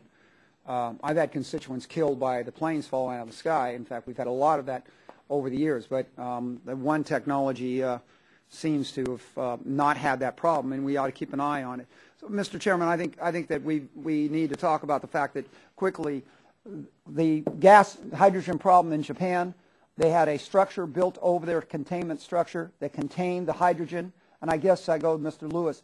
The reactors we have in California do not have that kind of structure, so there could not be the containment of the gas to cause the explosion. Is that a fair assumption? The reactors in California are pressurized water reactors? No, I'm not talking about that. I'm talking about just the gassing. We point out, now maybe you brought it up. The gassing off caused the hydrogen to be moved out, and because they have a structure, a metal structure, over the top of their containment structure, it confine that enough to where it could. You want to elaborate quickly on that? You said it just fine. Basically, it couldn't happen in San Onofre. It couldn't happen in Diablo. Okay, because we don't allow that kind of structure in California. Thank you very much. I yield back, Mr. Chairman. Yields back, and the gentleman from Virginia, Mr. Griffith, is recognized for 5 minutes. Thank you, Mr. Chairman. Mr. Levis, if I could start with you, Dr. Lyman has raised some concerns about the seismic capabilities or whether or not the equipment should be relied upon if it's not been tested in the right conditions. Can you just tell me what the fail-safes are on the plants in the United States, and do you feel comfortable that we are safe? I feel comfortable that we are safe for a number of reasons. First of all, the equipment that we're describing is designed to withstand the worst natural event that can occur at that site, including seismic events. So those systems with built-in redundancies are able to survive the worst-case earthquake and ensure that the plant shuts down and remains shut down. In the event that there was the what-if scenarios that we're talking about here today, there are additional pieces of equipment that can be brought to bear to be able to help the plant shut down and keep it shut down. And I'm confident that those equipment will work in the conditions they need to. Can you elaborate a little bit more? I mean, maybe I should say, safety at nuclear plants for dummies is what I need. But unlike my colleague who's got plants all around him, we rely mainly on coal. And can you go into a little more detail on what safety features are there? I could just talk a little bit about the plants that we have. We have a boiling water reactor, the Hope Creek Station. We have 4 emergency diesel generators to provide emergency AC power that can power a number of different safety systems that can inject water into the reactor and keep the reactor cool, and other systems that can remove heat from the containment. Each one of those systems is required to have a backup or a redundant system with separate power supplies and separate even in rooms and structures, so that you can't have a common mode failure of any type. So we have 2 of everything to start with from a design standpoint, each of which are designed to withstand the worst case earthquake, flood, hurricane, or whatever event of concern there is at the particular station. In addition to that, we have operators trained on how to operate those systems. Our licensed operators spend 1 week and 6 in training, going through simulators that replicate the actual reactor cores that we have. So they see real time what it is they would be faced, indications they would have, and how they would respond to it. And those procedures have been upgraded so that operators made it easier for them, so that they can respond to symptoms and not events. They don't have to figure out if a hurricane came. They just have to figure out what they have to do to get water to the reactor, or what they have to do to cool the containment. We've made it easier for even the instrumentation in the control room that can help them look at those various parameters, and we make sure those instruments are qualified for the conditions that they'll see during these events. So, this training is continual. Folks go through it all the time, and we're always asking ourselves the what-if question, so we can continue to learn lessons from that and events around the world, and we will in this case also. Dr. Gordon, do you concur? Yes. A very simple one. Anything you'd like to add? No, I think that Mr. Levis has run a plant. I've been in plants. I worked at a plant, but I haven't run a plant. So I would say his experience trumps mine by orders of magnitude. Gentleman yields back. Dr. Gingrey is recognized for 5 minutes. Oh, okay. I'm sorry. Mr. Markey from Massachusetts came back. Mr. Markey, you're recognized for 5 minutes. Thank you, Mr. Chairman, very much.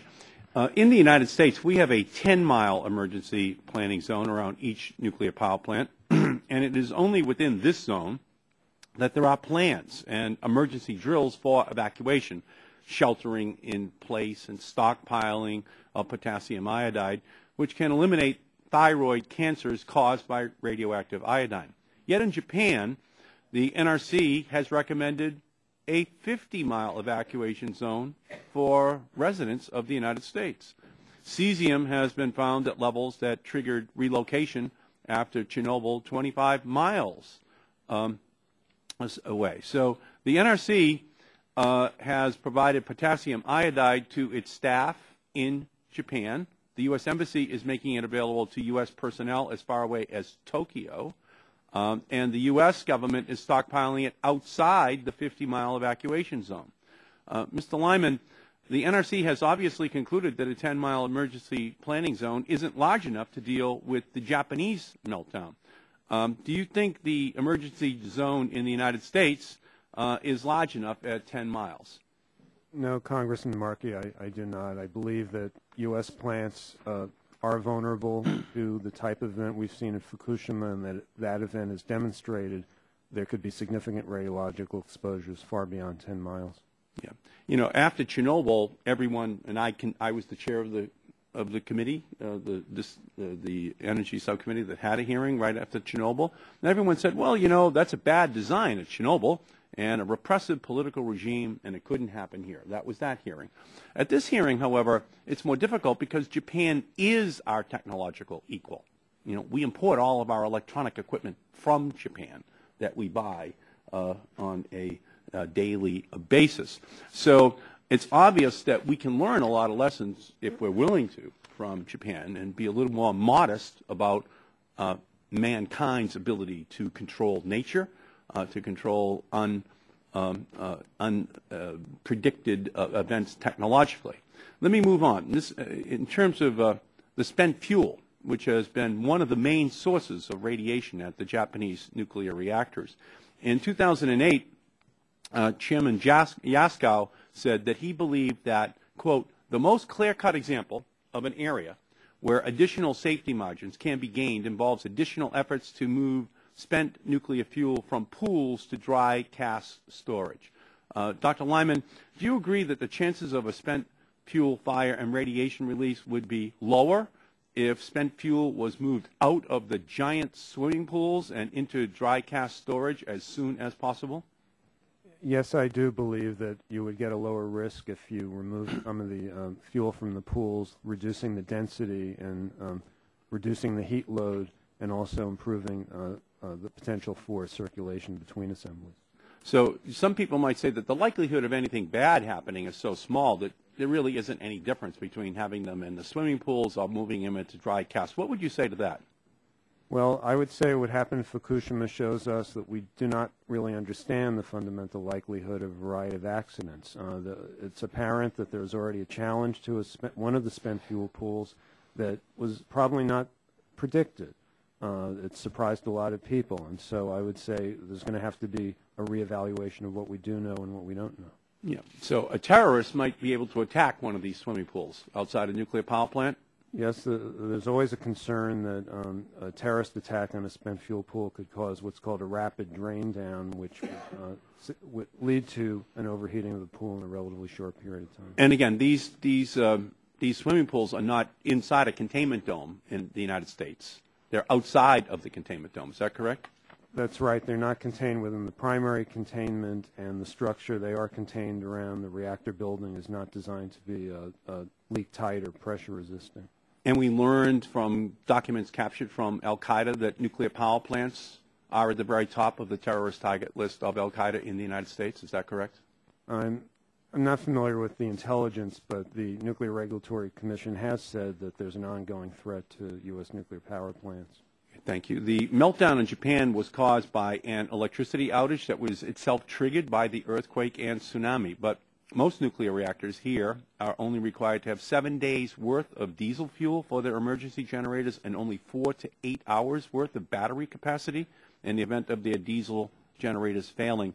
In Japan, the reactors had 8 hours' worth of battery generation capacity.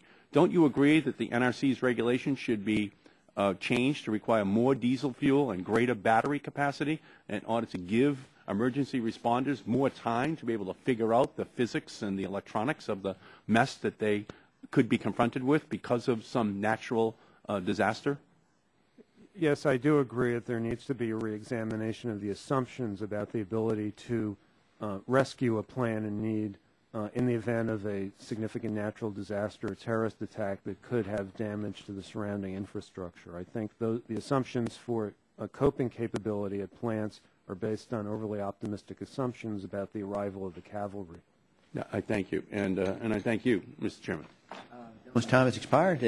The gentleman from Georgia, Mr. Gingrey, is recognized for 5 minutes. Mr. Chairman, thank you for recognizing me. And just in a follow-up to what the gentleman from Massachusetts was just saying in regard to the concern over the pools containing the spent fuel.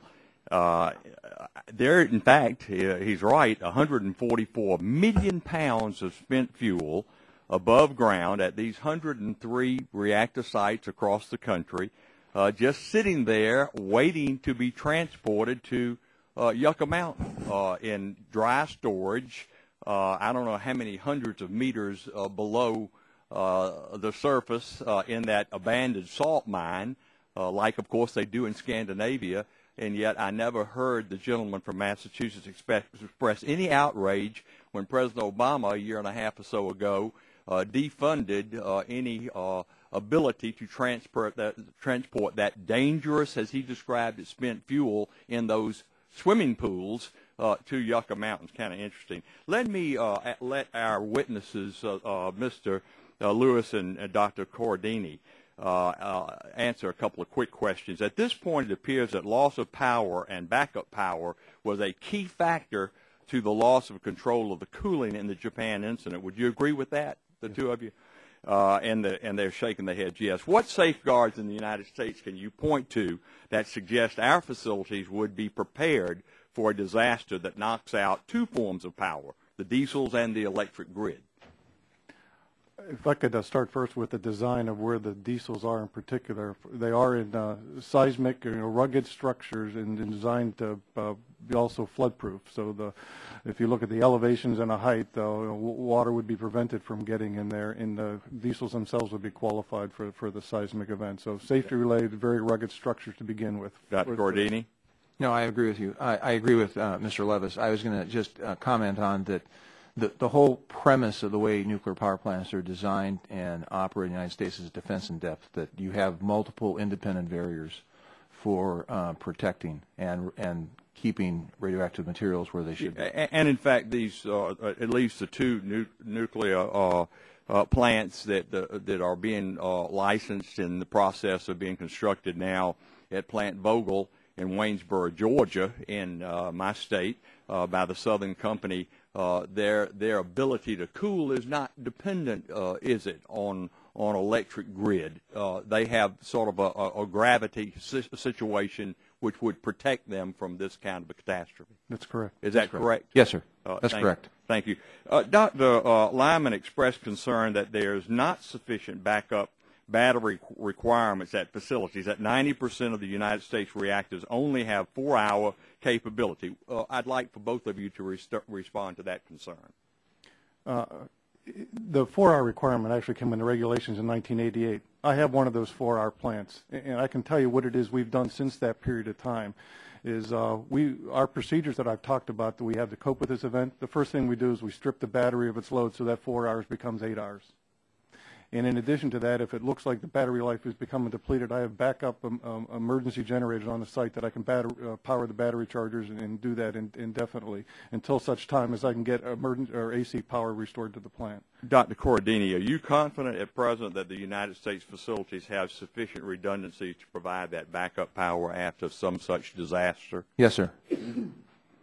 Mr. Levis, what about beyond design basis failures? What does your company and industry do to ensure that it has the ability to respond, let's say, to a 9/11? The particulars of 9/11, we had to demonstrate that we could respond to a large area fire, loss of large areas of the plant, and be able to keep cooling to the fuel pools. And we were able to demonstrate that through a wide range of scenarios that we had the capability, training, and the wherewithal to do just that. And let me go back to Dr. Cordini. Dr. Cordini, you're the engineer. You're the nuclear physicist. Oh, no, he's an engineer. They're both all right. But anyway, what are some of the general engineering considerations for developing a design basis for earthquakes and these used fuel pools that Mr. Markey was talking about? Well, as I know from others, not from my own expertise, fuel pools are seismically qualified in the United States, as Mr. Levis was talking about, and the number of other alternative abilities of the pool to be kept cool during any sort of event. But I thought your question was a bit broader, which was that the plant as a whole has a design, what is called a safe shutdown earthquake, such that all systems can essentially bring the plant to a cold shutdown condition and keep it cool and stable even in the event of the worst case earthquake with margin. I think Mr. Virgilio explained that in much better detail than I did earlier in questioning. Doctor, you are right. That is the question that I should have asked, and I really appreciate the answer. My time has expired, and I'll yield back. All right. I thank the gentleman. We have a rare opportunity. Generally, the votes are going to be later, so we still have an opportunity. If you'll bear with us, I'll take a second round here, and I'll start with my question for 5 minutes. I just want to establish just quickly, Dr. Levis, you are the executive board. You are on the executive board of the Institute for Nuclear Power Operations. Isn't that correct? Board of directors, sir, yes. Yeah, board of directors. And simply, what role does the INPO play in response to events such as what happened in Japan? And just briefly. In particular, we started a series of conference calls the day after the event to mobilize, to understand what had happened, and determine what actions we needed to take as an industry. And so the 4 actions that I described in my testimony about verifying our ability to respond to these series of beyond design basis events essentially were spearheaded by the INPO organization, and that's who we're reporting the completion of those two in the next 2 weeks. That's impressive. Is it possible that you can operate more quickly than the NRC? Well, safety is our business, and we don't, the NRC provides an independent function, but we recognize that importance, and we take whatever actions we are necessary in a time period to do to make sure those plants are safe. Mr. Levis, in your testimony, you reference a flooding experience during Hurricane Katrina at the Waterford nuclear plant. You state that the plant lost all off-site power and maintained safe shutdown on emergency diesel generators for 3.5 days until grid power was restored. Obviously, the Japan plants have been without power for more than 2 weeks now. Are our plants prepared to go without power for that long? The plants could operate for that period of time on emergency diesel generators. The only issue would be is refueling the fuel tanks that would be on site and the ability to get fuel to those. Okay. Dr. Corradini, what is a probabilistic risk assessment in lay terms, and how does that apply to U.S. commercial reactor safety?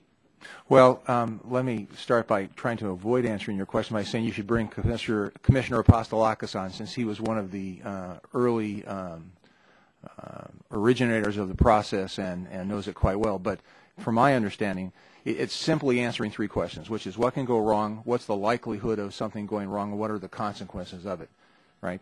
And in fact, you can think of it exactly in that way when we talk about it for a number of events. The SORCA questions that had come up earlier, in some sense, was strictly the third. What are the consequences? There was no discussion of the ways in which things can go wrong, nor the likelihood. Does that help? A little bit. Feel free to ask more. How is it used to plan for extreme and beyond design basic events? And is the approach widely used by other nations? It is used now, and I'll make sure Mr. Levis corrects me if I get it incorrectly relative to the NRC. It is one of the requirements of an ongoing look on how we do maintenance procedures, on how we look at any sort of changes in the plant state, how we actually then keep an ongoing, what is called an ongoing PRA on what the plant state is, so that you can understand if something would occur, and we go beyond the design base, what the likelihood of what we do. In fact, the final thing I think was mentioned by Mr. Levis and also by Mr. Virgilio, the severe accident management guidelines in some sense are informed by the PRA process, so that we know what we could do given some sort of symptom. If something occurs, if we see a symptom, we then would respond in some way to essentially alleviate the problem or to make sure we keep the reactor cool. So that's an example of what we use it for. Mr. Levis, anything you want to add to that? The only thing I could add is our plants were designed deterministically. That is, no single failure proof could prevent or safety function from occurring. Since that period of time, PRAs were put in place to look at the essentially another lens, looking at the situation. And as we determined there were improvements that could be made because of the PRA, we have in fact put those in place at our stations to improve our margins of safety. Just for the neophyte, what's the PRA? The probabilistic risk assessment. That's the process that That's Dr. the Cordini acronym. just described. Oh, that's the acronym. Okay. I think my questions are accommodated. The gentlelady from Colorado. Thank you very much, Mr. Chairman. Mr. Levis, I was intrigued by what you said about the third-tier backup that you had at your plant, which is the batteries. And you said, I believe, that they're rechargeable batteries. Is that right? We have the capability to charge them, yes.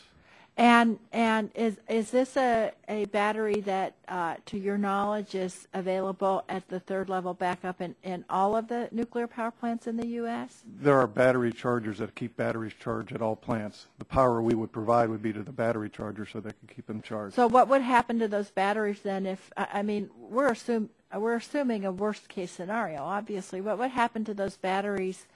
I mean, all those batteries, the technology is they stay charged 4 to 8 hours, as I understand it. Is that right? Without a charger to back So up. but so what would happen then if this is what I'm concerned about. What would happen if the electricity were cut off to the battery charger? Yeah, the alternates, if the electricity were cut off to the charger, then the battery lifetime would be dependent on whether it's a 4-hour or 8-hour battery. Right. However, if you hook up an emergency power source to the battery charger, you can keep that battery charging. Right, but then you can hook it up to the cooling system too. I mean, you know, if you had a diesel system, then that could cool it too, right? I'm not sure I understand the question. For the fuel. Okay, Dr. Lyman, you know, this was one of the concerns that your organization expressed, is that these backup batteries had only a 4 to 8 hour life. And in the SORCA project that's not yet been released, the plant, the Peach Bottom plant, came within 1 hour of complete failure because the batteries were only 4 to 8 hours. What's the solution of that? Well, the solution has to be a reevaluation of the requirements for making sure that if you get to such a severe state, a station blackout with and run out of battery capacity, that there are more robust measures for coping with that. And so there are a variety of things that could be done.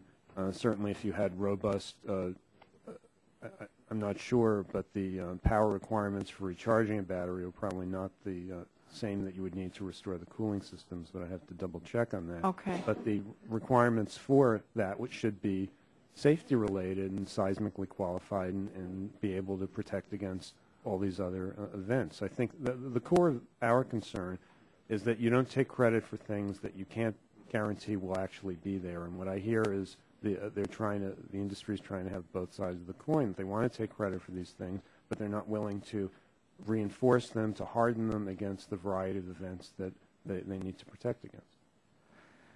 Okay. So I just wanted to ask, we've all been talking about the March 2009 security requirements that were put into place, and everybody was supposed to upgrade to that. Do you know, have all the nuclear power plants in the U.S. Gone into full compliance with that? To my knowledge, no, they haven't. And how many of them have not? I'm not sure. I counted 4 that I saw had gotten extensions so that they still wouldn't be in compliance today, but I'm not sure that's the extent of it. And the requirements were focused on security threats rather than national disasters, right? That's correct. Now, how confident do you think we can be that the new equipment required by the NRC after 9/11 would remain operational after a major earthquake or flood? Well, unfortunately, we don't have access to those to the actual plans where that equipment and the specifications are detailed, because that's security-related information. But from public comments that have been made, there are indications that they don't require seismic qualification, for example. So, of course, to the extent that they don't meet the most rigorous standards, we can't have confidence that they could survive severe events. Well, okay. Thank you very much. And I want to thank the whole panel for coming, and also the previous panel. These are serious questions, and as I say, What I want to make sure, and I think all of us do, is that we use this Japan example as a way to make sure that we are making our nuclear energy as safe as we possibly can. I yield back. Lady yields back. You have a few more seconds. Maybe Corradini and Mr. Levitt might want to just comment what Dr. Lyman said. Now that they're all gone. Yeah. So, I mean, Mr. Bilbray, you're recognized for 5 minutes. Thank you, If you Mr. might Chairman. ask these other two just to comment upon that, because I think that's important too. I think we got to, first of all, for the record, we have 8 hours reserve battery in San Diego on our reactors. Mr. Lewis, I got a question for you. The gentlelady from Colorado brought up this issue. The battery backup, is it a lead acid? Is it glass, the glass mat technology, or are you using gel on these for the batteries? Do you know the technology being used? Generally lead acid. Lead acid. So the fact is when the generators come on to run the pumps, because of the way that they would be put in cycle for recharging at the same time, so basically developing another backup of 4 to 8 hours. I'd like to ask all three of the witnesses. President Obama's Secretary of Energy, somebody who's very well respected on both sides of the aisle, made a very clear statement that those of us in California, that even though the Japanese plant was designed for what we would equate as a 7.0, was hit by a 9.0 and still survived it, that our units are designed for what is perceived as a maximum at 7.0. And that I'd just like to ask, do you agree with the Secretary of Energy that the design parameters show that we can survive an event that would occur between 7 and 10,000 every 7 to 10,000 years? Would you agree with the Secretary on that issue? I'm not familiar with the 7 to 10,000. What I'm familiar with is the Japanese plant experienced a horizontal ground motion of 0.52 Gs. The plants in California are designed well above that number, both the San Onofre and Diablo Canyon Station. If I remember the numbers correctly, it's 0.67 and 0.75 Gs, so significant margin above what the plant in Japan actually experienced. Doctor? Do you think the Secretary is right by basically saying this? I can't comment on that because I think the jury is still out, first of all, on whether the plant was within the, whether Fukushima was within the design basis and survived or not. There were a number of systems that were disabled. Okay, my question is really on the event. The Secretary is saying that we have designed to an event that will happen every 7 to 10,000 years. So do you agree with that event perspective by the Secretary of Energy? I would have to reserve on that. I'm not familiar with that. But there is also an issue whether equipment is survivable or whether it can actually be used and whether the operator is there to use it. And my understanding is only survivability is considered. So your point is that even though the events may happen only 7 to 10,000 years, the fact is the claim of survivability you don't believe? Well, if the equipment is qualified to be survivable, that doesn't mean that someone is going to be able to actually use it. And you also have to consider the whole range of particularities which aren't considered. Well, I understand that. And I guess the proof in the pudding is the fact that when you've got you've got a facility that is not designed to take a 9.0 and does take a 9.0, and we would never have a 9.0. All geologists say this, that California will never be hit. Our reactors won't be exposed to it. Alaska may be in the other. And the Secretary, I guess, kind of reinforced that. Your comment about the Secretary's statement about our engineering to a 7 to 10,000. I'm going to accede to what Mr. Levis said. Just for the group as a whole, when people use the Richter scale, it's kind of a very fuzzy. Right. I think what Mr. Levis talked about, I think, is a very precise way of saying it, what the ground acceleration was and what the ground acceleration we were designed to at Diablo Canyon and San Onofre. So I do agree. Okay, and the biggest issue is that the geologist's predictions of when those events would happen and the probability, he gave 7 to 10. And I just thought that was very telling of exactly what we were shooting for here. And I'd like to go back to the fact that where we go from here. I'd like to give you a chance to be able to articulate one thing. We're doing all this studies. In fact, I probably should go to the engineer. The ground motion stability and the survivability on this stuff Is this all being done just by engineering projections? Is there any modeling? No. Let me back up and say, because I got cornered on a couple of radio discussions about this. All that we're talking about relative to analysis is tested based on analysis compared to testing. In fact, some of the best testing is done at some of the universities out on the West Coast where the concerns are high. So most of this is done with our shake tables, empirical testing. Okay, because that's how we do our earthquake survival for structures, whatever. It was interesting that even if you found the problem, Mr. Chairman, it was interesting that the way you would reinforce a concrete structure, if you found it was deficient, would be to reinforce it by lining it with carbon fiber and epoxy composites, which, as the nuclear physicists will tell you, is a great heat sink for dispersing the heat caused by the fuel itself. So actually, even if you come in deficient, how you would repair it would actually make the system more efficient than just having the traditionally designed system. So I yield back, Mr. Chairman. I thank you, gentlemen. I thank you for that point. The gentleman from Massachusetts is recognized for a second round for 5 minutes. Thank you, Mr. Chairman, very much. Again, it's important to remember that this committee selected Yucca Mountain and that it was not high on the list of the National Academy of Sciences. We eliminated New Hampshire because John Sununu wasn't interested in having it in granite. We eliminated Mississippi because Trent Lott didn't want it there, and Bennett Johnson didn't want it in Louisiana in the salt domes. And just so we all are humble with regard to the problem with Yucca, we selected it along with our Senate counterparts. I voted no. I didn't think that we should be selecting it. I thought that the National Academy of Sciences and others should be followed in their recommendations. So the inherent problems that obviously exist in Yucca are naturally flowing from the fact that politicians selected something that scientists should have done. In the same way, by the way, that this afternoon on the House floor, a bill that came out of this committee is going to be on the House floor, telling the Environmental Protection Agency to ignore the science of global warming and not to do anything about that problem. So this is, again, this is a committee that is, we're political experts, but that's an oxymoron like Jumbo Shrimp or Salt Lake City nightlife. Okay, but nonetheless, it does not stop the committee from continuing to delve into making scientific decisions that then have long-term ramifications, and Yucca Mountain is one of them. If people want to be moving, nuclear fuel there, then they should have allowed the scientists to have made the decision. Moreover, as we know, the nuclear fuel, even if Yucca was open, would be oversubscribed right now. We would need a second nuclear repository right now. It's already oversubscribed.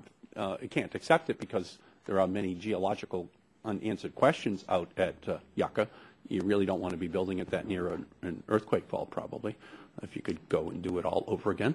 But the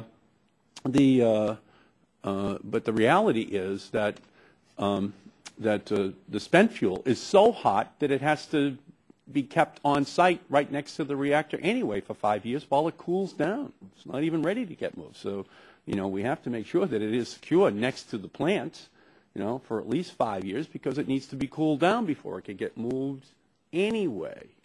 So we just have to be realistic about the problem. Yucca Mountain would be oversubscribed, and the remaining fuel would have to sit there for at least 5 years anyway because of the inherent danger of the heat that's in that spent fuel. So, Dr. Lyman, when you look at this General Electric design here in the United States, do you think it's important for the Nuclear Regulatory Commission to go back and to re-examine the assumptions that they have made about the safety devices, procedures inside of those plants? With regard to the Mark I in particular? The Mark I. Yes, there are certain issues that we think would bear a closer look. One issue that has been known for a long time is that the Mark I has a particular vulnerability to containment failure, which is called vessel melt-through, and this would not be remedied by the hardened vents and the other hydrogen mitigation measures we heard about. And there are a number of different containment types in the United States that also have similar vulnerabilities. So we think fundamentally there has to be a greater emphasis on prevention at this point and looking at where safety margins have been reduced unnecessarily or too closely for a whole range of different designs. Now, last year there was an earthquake in Chile, and then later last year there was an earthquake over in New Zealand, which everyone remembers, and then an earthquake in Fukushima up in Japan, and the fourth part of that quadrant is over here in the United States, Alaska, Oregon, maybe down to California. Who knows? We should be a little bit humble about pretending to understand the totality of the geology of the planet. The Japanese, of course, we would assume would be those that were most concerned about earthquakes, since that's part of their culture, and yet they weren't prepared for a 9.0. And it turns out that in the year 865, there was a 9.0 in that part. But they weren't, of course, preparing for something that happened in 865. You can, I guess, assume that a nuclear power plant won't be there long enough, that you can kind of take the risk. That's part of a calculated risk. But the humility I think that we should bring to this subject right now is to basically assume that something bad could happen and they begin to prepare for it. Okay, Chile, New Zealand, Japan, the United States. We don't know. We don't want it to happen. But our job is to make sure that we have the proper safeguards and preparations in place in the event that the worst does occur. Thank you, Mr. Chairman. I thank the gentleman from Massachusetts, and I thank our witnesses for staying with us. And we're ready to close. I ask unanimous consent that the contents of the document binder be introduced into the record and to authorize staff to make any appropriate redactions. Without objection, the documents will be entered into the record with any redactions that staff determines are appropriate. I want to thank the witnesses again for the testimony and members of this committee for participating. The committee rules provide that members have 10 days to submit additional questions for the record to the witness. And with that, the subcommittee is adjourned.